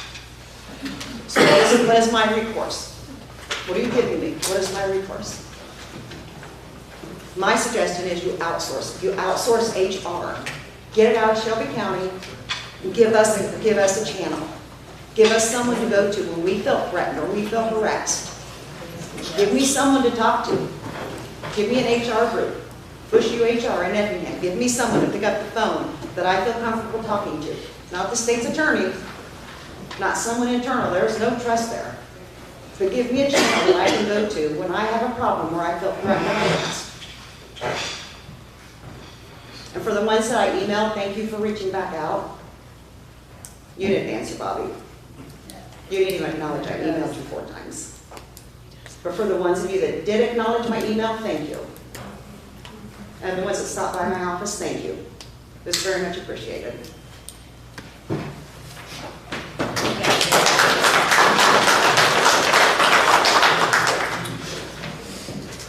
Public body comments. Why is she allowed to bring a dog in the courthouse at all? Is it a service dog? No, it's not. I'm not allowed to bring my dog out in Sorry. public places. Who are you? Karen Canada. All right. I agree with this lady. We have pictures of the dog. There's no service vest on it. She was point blank asked if it was a service dog, and told no. So no, it's not a service dog. So I my had a question, video. my question Yeah, is, for- why is she allowed to bring a dog into court if it's not a service dog?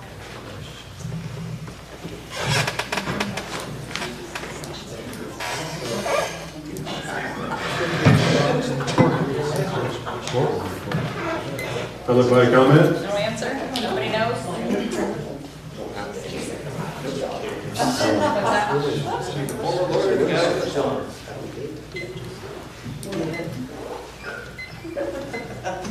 Public body comment? Yeah. Sir? Jeff Gregg, Shelbyville. So a couple things before I get lost in this.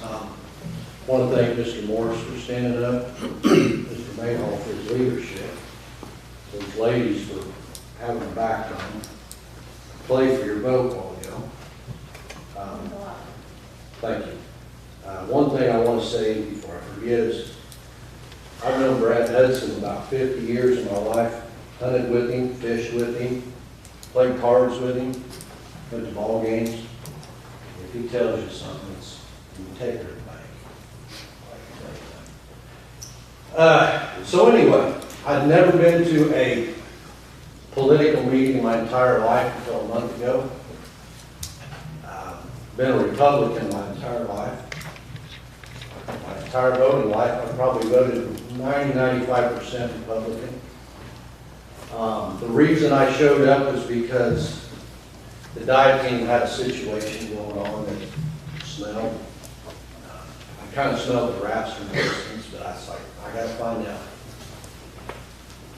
And I came and I found out. And I thought, these Republicans are not the Republicans I know. You can call me a rhino, I probably am. Probably am a rhino. Because the Republicans that I have witnessed and the actions I've witnessed in this room the last month, not the Republicans I know. So I did a little investigating. What kind of Republicans are we dealing with here? What do we have? What are their actions telling me? What I came up with was, we have some Republicans who are hard right conservatives. And they have some, when you research what a hard right conservative really believes and how they act, they have some really interesting thought processes. And if any of this sounds familiar to what you guys have witnessed in the last year or two or three around here, you might. So the hard right believes that the government is impossible at doing good. That they are committed to ensuring that the government doesn't do good. They are looking for a small state.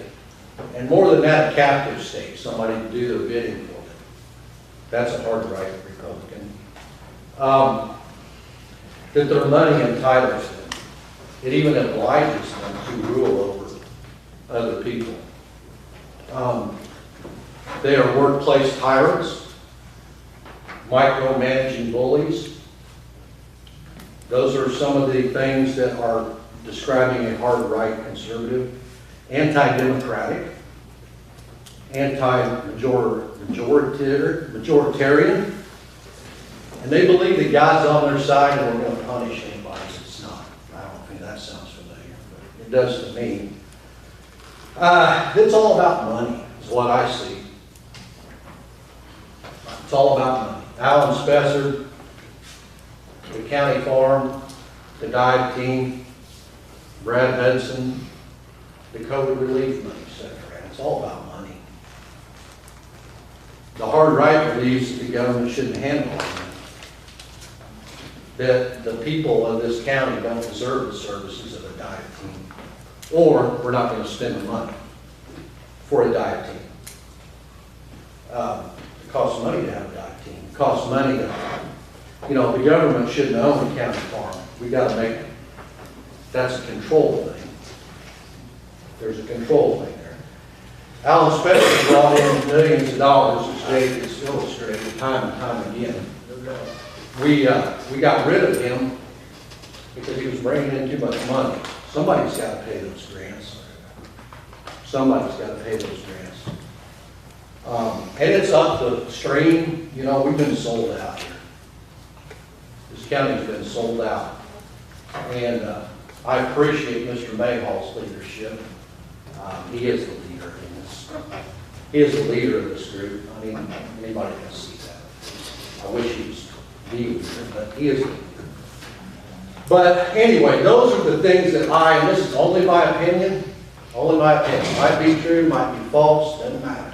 Only my opinion. But these are the opinions that I have formulated in 4 or 5 weeks after not being in a political meeting in 59 years. But we're sold out. Some see it, some are in the middle of it, some don't want to deal with it. Some of you guys on this board I worked with 35, 40 years ago. There's some good people on this board that may or may not know the entire workings of what's going on here. But there's some good people here. And I just urge you to take a look. What are we dealing with? And that's all I have to say. And like I said, these are just my opinions. I have one fear that personally that we've got this COVID relief money. I don't know what it's called. I don't know. Lots of money. My fear is that we're not going to use it because it's tax money. It's going back in the coffers. Make us look, somebody look good, some conservative that's trying to save it. You guys who farm ground, do you send your subsidies back to the government? Probably not. If you guys who run a business, did you send your COVID money back to the government? I doubt it. So we have some things here that smell of what I was saying. That's just my opinion.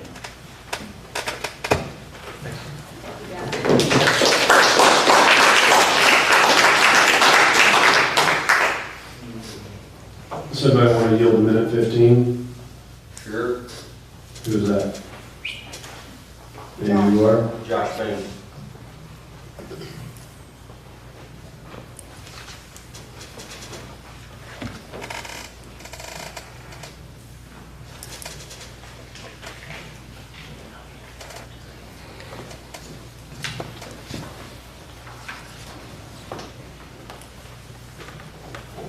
Okay, public body comment. Yes, ma'am. Sandra Raven, and I would like to ask if, since you're not paying the county the taxes on the county farm, why do I have to pay taxes on my land, my home? You know, what's the purpose of that? So I don't lose it.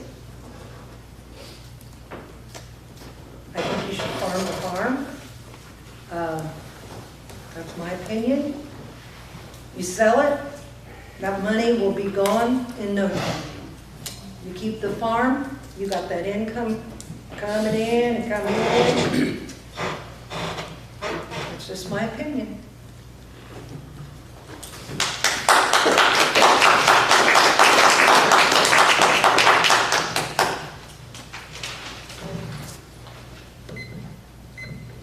Public body comment. Jake? Yes, I would kind of like to know where the watchdogs got their legal authority to tell us we couldn't farm the farm, or where they got their legal authority. That it was a cemetery. I don't believe it's a cemetery. I don't have to be proven to me that this is legally a cemetery before it's a cemetery. The watchdogs had on their website, over 6 years, our farm had a net income of a little over $20,000. I mean, is he supposed to address the board or the watchdogs? He's talking to me. I'm talking. Just ask the question. This year, our net income is going to be around $200,000. If you wanted to average the last couple of years and the 6 years I'm talking about, our average income would be right at $50,000. So I don't understand why this is going on. I don't understand why they say we can only custom farm when no one else custom farms. I don't understand why we can't farm when 28 other counties are farming the farm just like they said we can't do. I mean, after a while, this kind of gets ridiculous. And, you know, have you considered that? And I'm a little bit of a history buff. I don't believe anyone in this county has been proven guilty of anything. I think we've listened to a lot of stories, but I don't think Alan Spector was proven guilty. I don't think Don Coates was proven guilty. I don't think Keith DePard was proven guilty. They said we didn't have to pay Ed Flynn, but we did. Other counties are selling their farms. Sonny Ross calls people liars. Criminals are being turned loose. And some of them are pretty serious criminals are being turned loose because they can't reach our state attorney within 48 hours.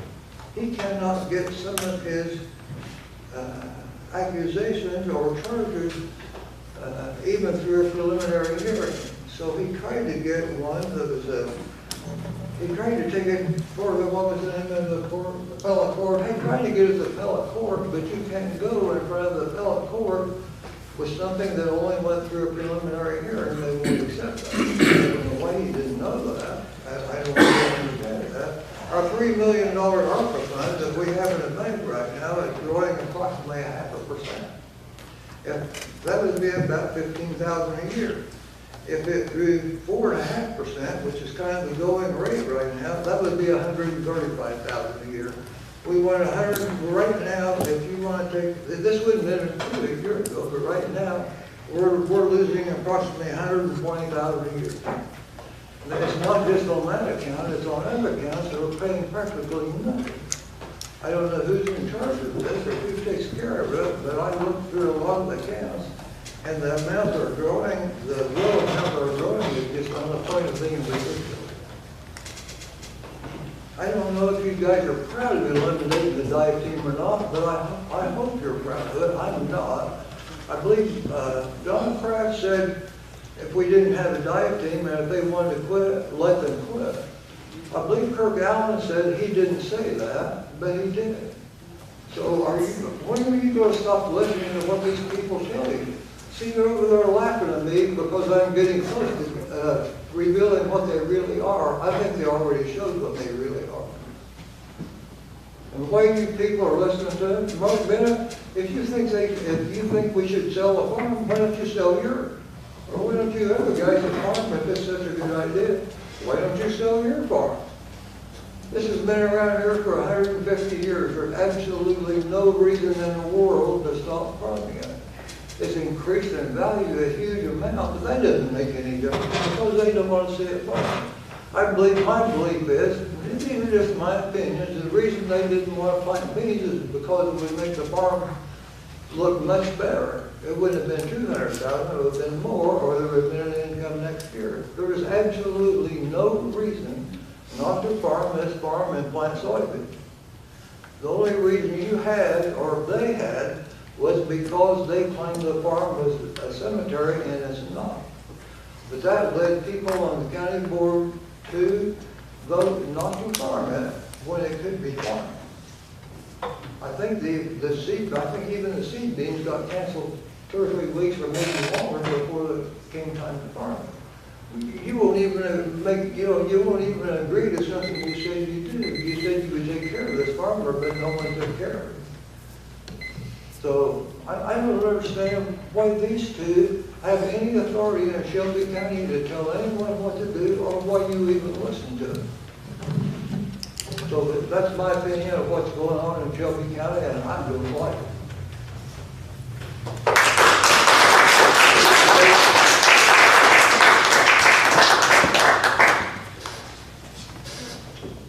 And laugh at me if you want to, I don't care. You already said I didn't know you didn't know what I was talking about, and you called your lawyer, called President Menendez. I don't believe he's playing good. Listen to my Thanks, Dave.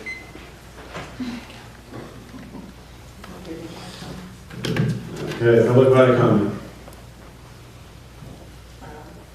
Jill.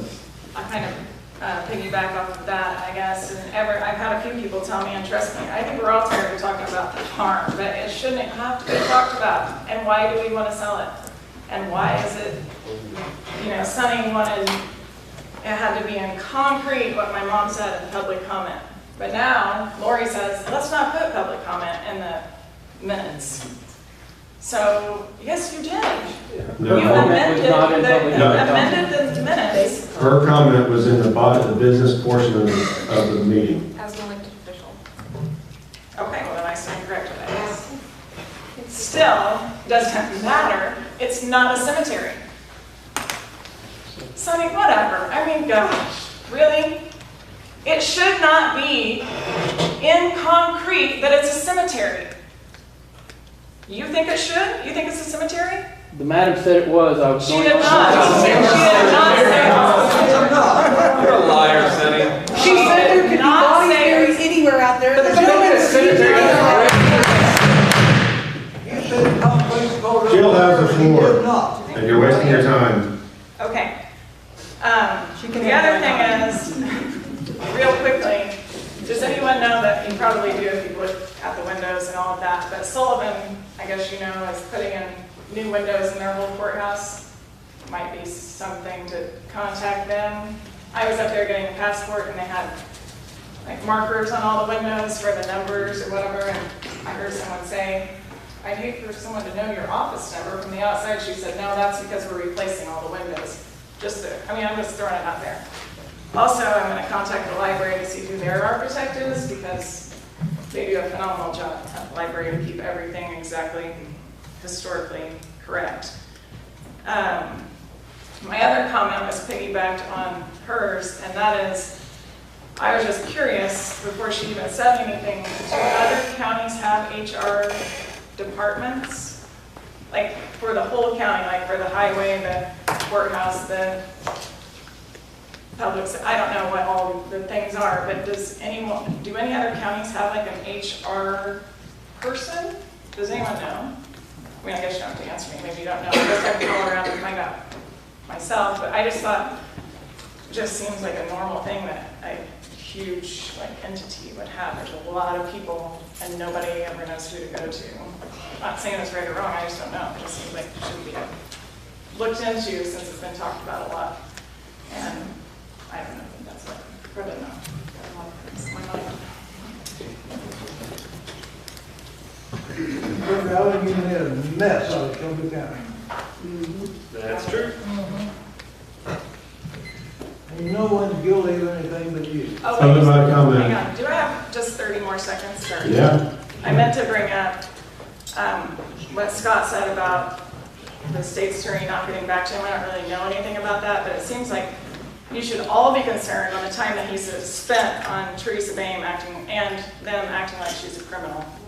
Because that is just absolutely absurd that she, as a committee member, did not mean to call her, send her an email, hey, you know what, actually this isn't right.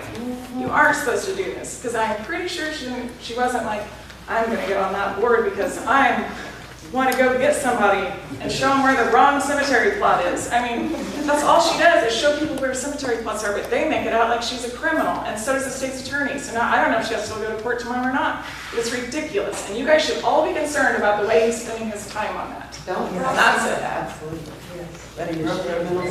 Be careful, process.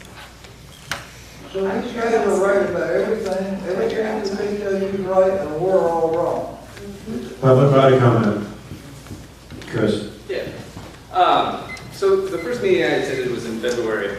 And I said, this was shortly after Mr. Hanlon had been nominated, or I'm sorry, appointed.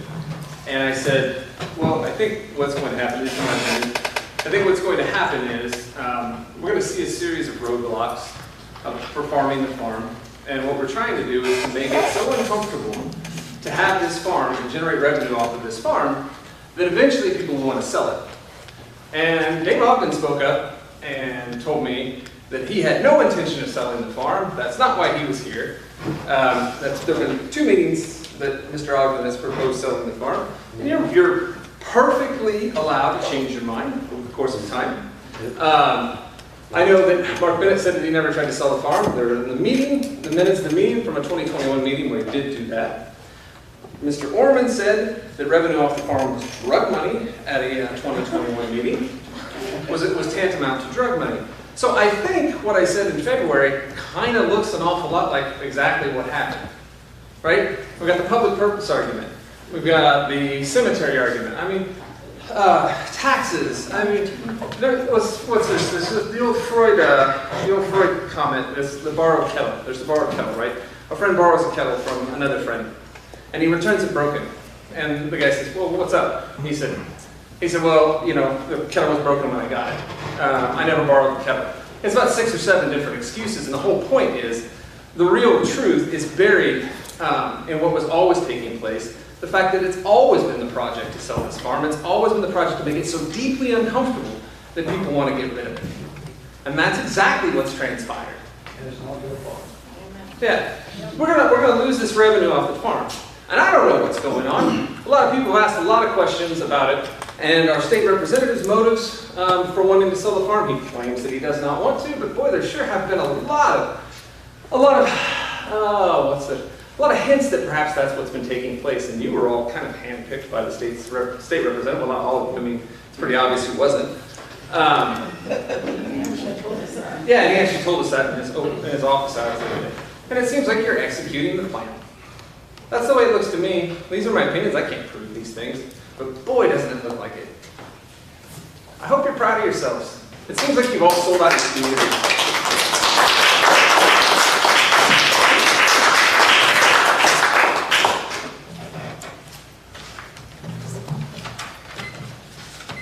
Public body comment. Public body comment, Tricia. Yeah, I have a comment about your farm appointments. You put Jeremy Williams, who said he doesn't want a farm because it's taxation without representation. We've got Dave Ogden, who's on the farm committee, who says he wants to sell the farm. We've got all these people on the farm committee that want to sell the farm. Why are you really on the farm committee? I mean, to sell the farm. So you've got one person that really wants to farm the farm, but yet you put her with all these people that are against it. And that's setting her up to fail. Why? Because you want her to fail. There's been no humanity for her, for several of the board members, for our employees, for anyone. And I think when you make a decision to make appointments that are so obvious, when they stood up and said, don't want to farm, let's put them on the farm committee. Why would you do that? Why? I don't understand it. I think that it makes absolutely no sense. Here we need to start taking away the arguments for why not to farm it. If it's not tax exempt, let's find a way to make it so we don't have to tax exempt. If you're worried about people from Windsor that can't come on the farm ground, let's figure out a way to do that. Instead of trying to figure out ways not to farm the farm, why aren't we figuring out ways to farm the farms? And why aren't we treating people respectfully? We have had this employee who gets up and talks about the dog, and y'all just, a dog in the courthouse. What planet have we all woke up on? I don't understand. And you just sit there like, no big deal, everything's peachy keen. So, you know, it's enough. It's enough. You need to care about people.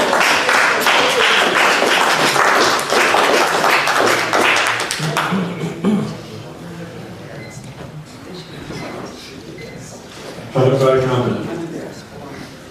Public body comment, Teresa. I think if it is determined that we think we might want to sell that farm, it isn't up to this committee to do it. I think you need to put it on the ballot and let the citizens.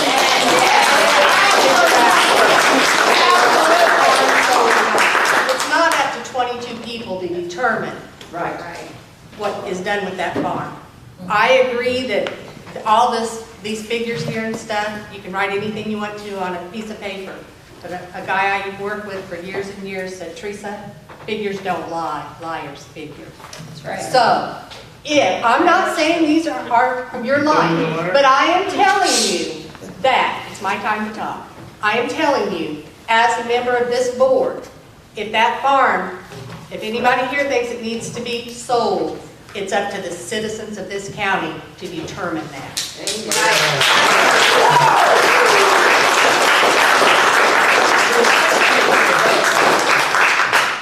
see why they're calling her a criminal.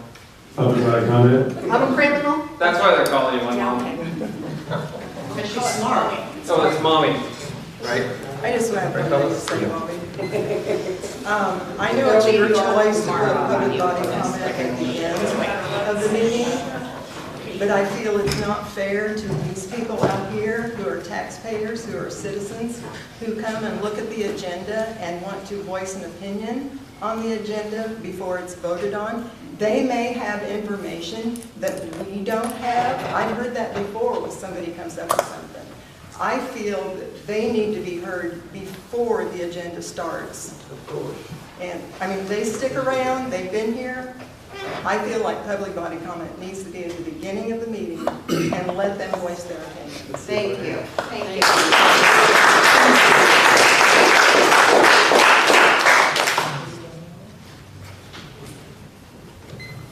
Public body comment. Julie. I just want to add to what Carol said. If anybody doesn't know, the agenda is published 48 hours prior to the meeting, and it's posted on the website. So hang on. If there's something that you want to address maybe prior to the meeting, then I would encourage anybody to reach out to somebody on the board to share that information. There is a way to be heard before the meeting. I'm just letting people know that. Bobby won't email us back. Well, Even if but- you our emails. You can email me with any concern you have about what's on the agenda. Did I respond to your email? Email Carol or Teresa or Mitch, any of us. Yeah, But I mean, to expect a response to expect a response to every email, there's emails I don't even know they're there. I can honestly tell you that because it's been buried. Teresa. Well, I can vouch for that. I've emailed him, I don't know how many times about the dive team. He has never responded to me about the dive team. But anyway, about public body comment, it used to be that it was at the beginning of the meeting and at the end of the meeting vote. And it was revised to just put it at the beginning of the meeting, and then there was a time limitation that you put on it. We go back to having twice. Yes. But I understand what people are saying about wanting to voice their opinions about things that are on this agenda, and they probably feel like, well, what good's it going to do now? They've already acted on everything that's on that agenda, so why bother? These people are the ones that elected everybody sitting there. And I'll tell you what comes around goes around, guys. Yep, absolutely.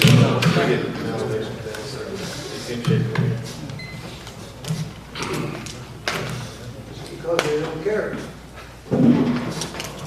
They don't care what we say. Public body comment. Mitch.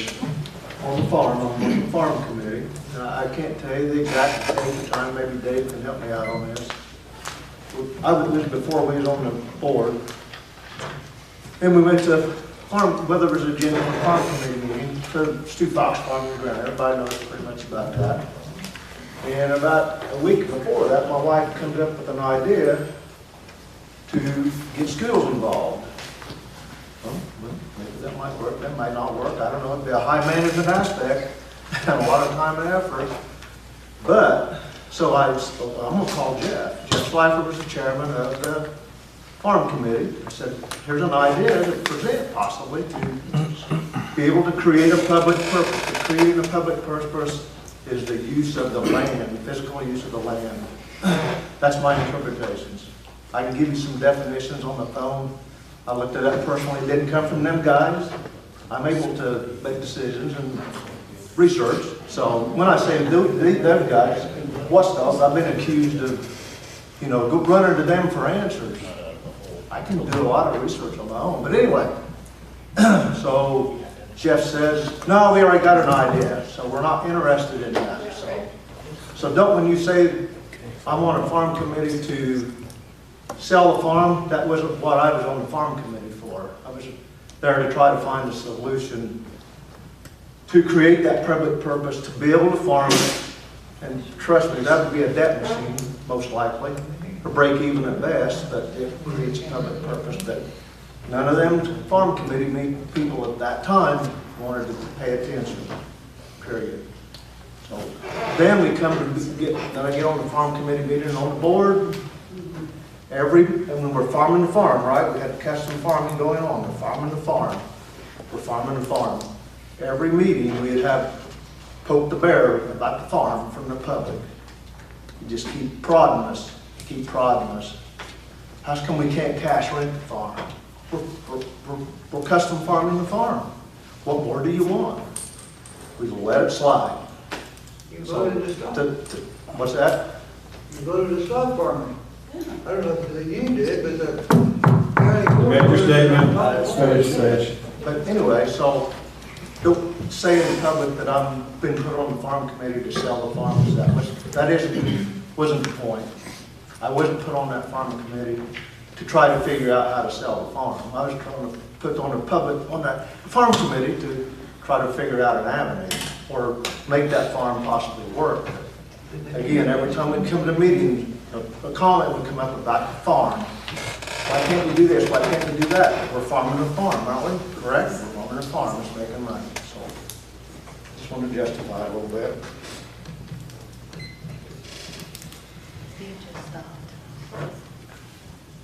Do I have any Tim? questions? Just back on the public comment, I had the opportunity to go to that leadership academy, and in talking to the different board members and administrators around, seems like about 80% of them have public body comment before and after.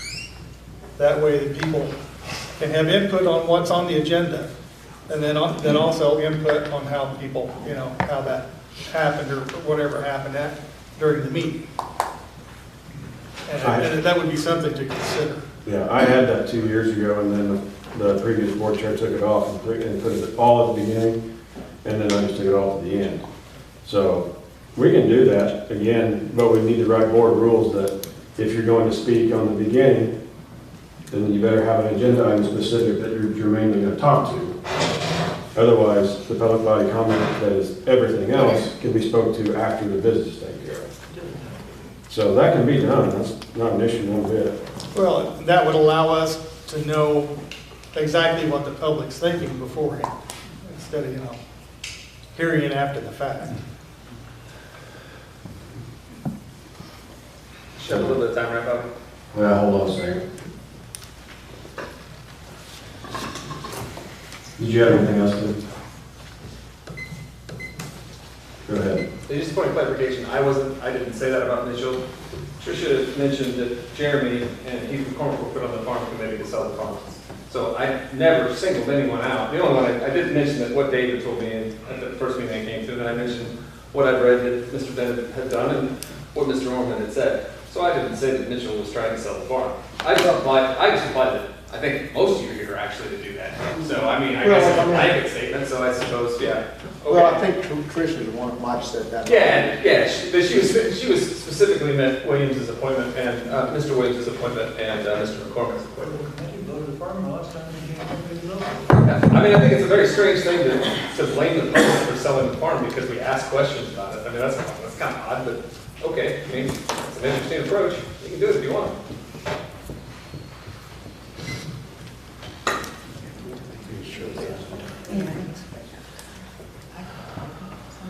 Hold on. I got subtract a minute here. And, yeah, you're out of time, sir. You can have mine. I yield my time to Jeff. Okay, you have 3 minutes, 15 seconds left. I don't need that much. So Mitch, are you still on the farm committee? You are on the farm committee? So did I hear you right when you said that you felt like you had an avenue to farm the farm? I think it was an idea, and I think, it takes a lot more research. Yeah. But I think we did. Yeah. So we custom farmed the farm, that one you were talking about, right? Now run that back. It was custom farmed, is that what I heard you said? I'm not a farmer, but is that what you were saying we did at the time? Yeah, it was custom farmed, but that wasn't my idea. But Right, but it was custom farmed. And the public was poking at that, is what you were saying. The public was poking at the idea. every time we had a farm committee meeting, or even in the, even in board meetings, the farm always was brought up at some level. Because it's Just important. But, so, did I understand you right, though, that custom farming was working? It was It was a viable purpose. At least a viable We deal. just letting it slide. What is letting it slide? It wasn't truly for public purpose, so. Well, there's a lot of interpretations of public purpose. You can farm it any way you want to, you just vote for it. There's legal definitions of public purpose. You gotta go by I'll public. send you some. Right. So the other 28 counties just don't interpret it the same way, or? They farm it and give the money to the county board to spend. Okay, I was trying to understand that the custom farming was something we did. You were present at that time. Call me sometime. Absolutely. We're the only ones that do that.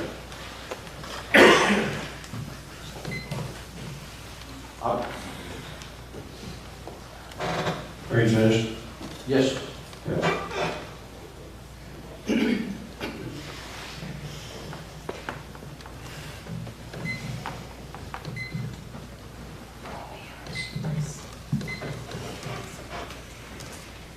Okay, Chris, you have your hand up. Yeah, real quick, Mr. Wells, can you explain to me why the public purpose issue is a reason we cannot farm the farm?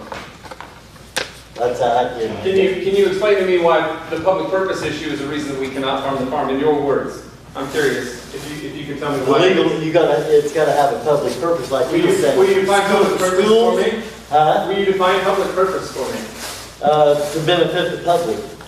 Tax exemption is one key feature of But you're not public Mr. Wells. purpose. You're No, not I'm Mr. Wells. answering the question. Yeah, okay. I'm curious about Mr. Wells' definition. I'm curious about a lot of legal definitions. Tax exemption, it's gotta be a public purpose. We can't just farm it and say that it's been farmed, but custom farming. It's gotta have, So you gotta be able to do something with it that the public revenue going can into the use. general fund. Are you gonna let me talk, or are you gonna talk over me? I'm trying to explain to you what I understand of it. I don't understand it all, but I understand that it has to have a public purpose. And the other counties around, they have public purposes for them. No, they come to give the money to the county board. Other counties around don't have public purposes, they're renting or farming. One of the Yeah, we just passed a bill to make Do that legal, what? whatever. They don't have Millions of that. acres across the country. That's why these jokers are laughing. They know they're wrong. By public entities, and be used for a I private know. purpose, and they give the money back to the public. Okay, public body comment. I have one thing, do I have any time left? Yeah. Okay, the sheriff had a public purpose for us. He told me last month, or he needed a rifle range.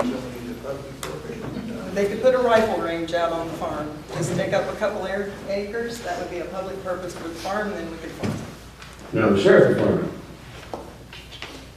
The sheriff could farm it? you Is that bet. what you said? If that land was under the discretion of the sheriff, just like the courthouse, then the sheriff could then probably figure something out in his statutes to Probably let us maintain the know. property that his rifle range is on. That's a small idea, we'll have to look into that. I really like it. And the House Bill 1076 says, it passed, the governor signed it, it takes out that it has to have a specific purpose. But the Constitution did not get canceled.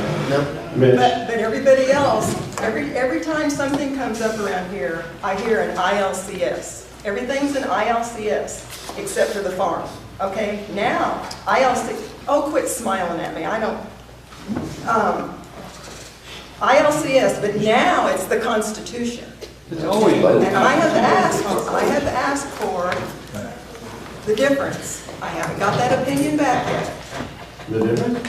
I mean, why is it not the ILCS, but now we have to go by the Constitution? It's always been the Constitution. No, I mean, So, the hang on. House bill passed, you can lease, you can crop share, you can custom farm, If you have a public purpose. there's no sense in going over it. So, I don't remember where it's at, but somewhere in the county's code, it does specifically say, and direct permission that the county can sell or convey property. Now, that is in the code. So, anyway, Bobby, I'd mention, about 5 seconds, I'll answer you. You was asking about definition of public purpose. Yeah. Here's one I found, and I got one of many, but this is just one, and then it's all pertains.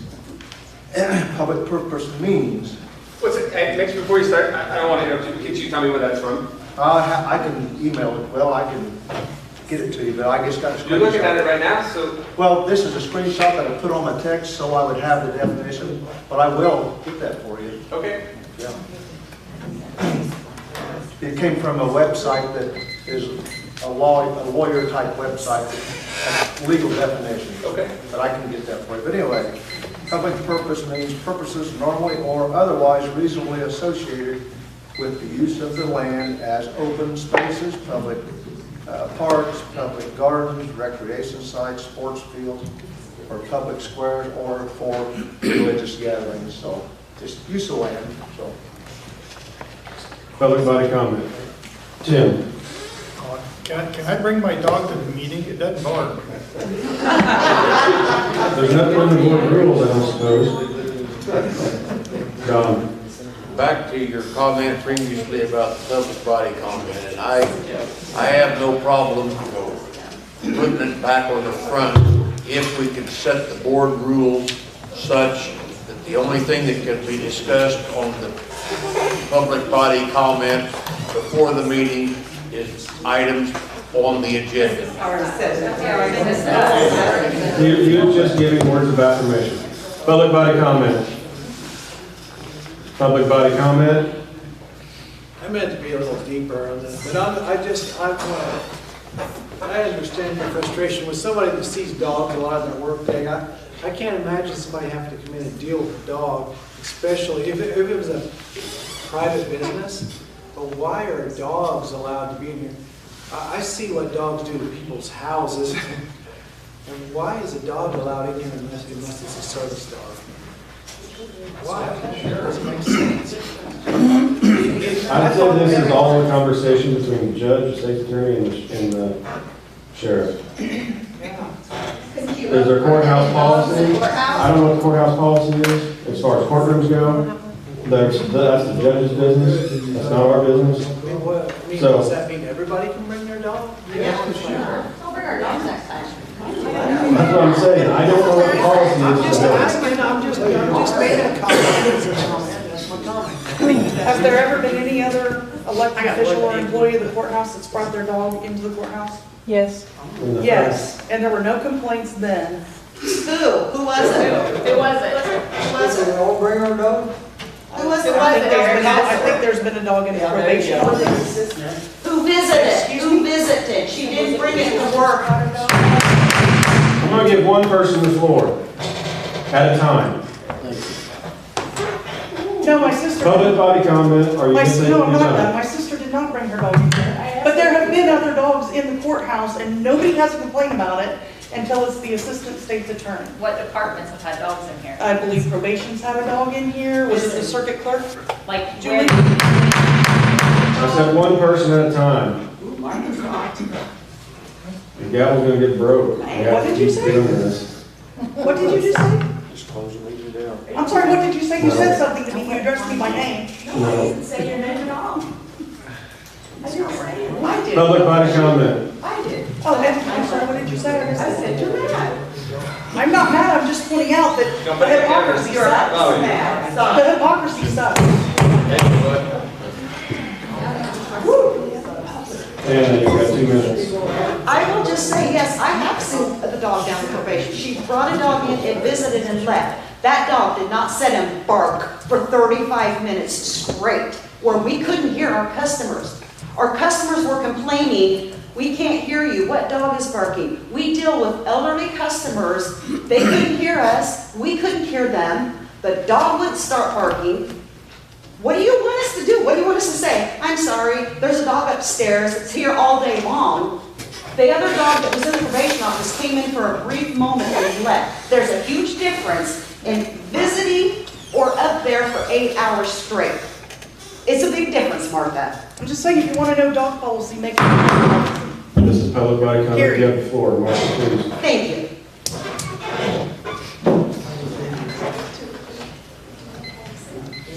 Public body comment. I can use some of his time. Whose time? Mr. Coles. Eric Cool. Have you spoken? No. Eric Cool. Eric Cool. So, people in office, can they all bring their dogs in, or can the public bring their dogs in? What if there's a dog fight? How many dogs do you let in?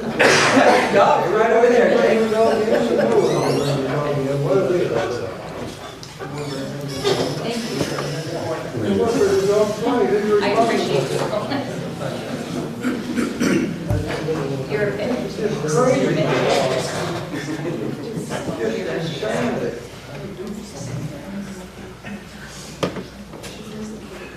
Public body comment.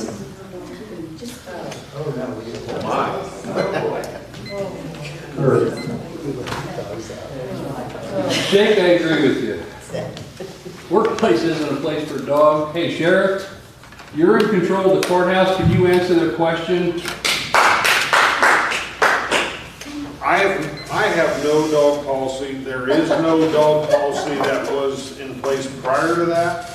There is the judge says there is decorum rules to the courtroom, and she will not allow pets in the courtroom. Yeah. But she is. But they're here. No, she did not. He's the one to control She it. was not in the Not the board. He is. Oh, Hannah's in control. Yes. Okay, public body comment. We probably agree on that, Kurt. Public body comment? We do.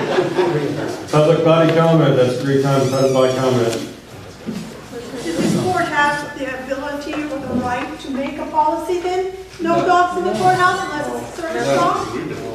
Everybody brings one. Barking up the wrong tree. The board doesn't have any control of the physical operation of the courthouse. Public body comment. Public body comment. Public body comment. Motion to adjourn. Motion to adjourn. Second. Sunny. Sunny. Second by Lori. All in favor, say aye. All opposed, same sign. Thank you.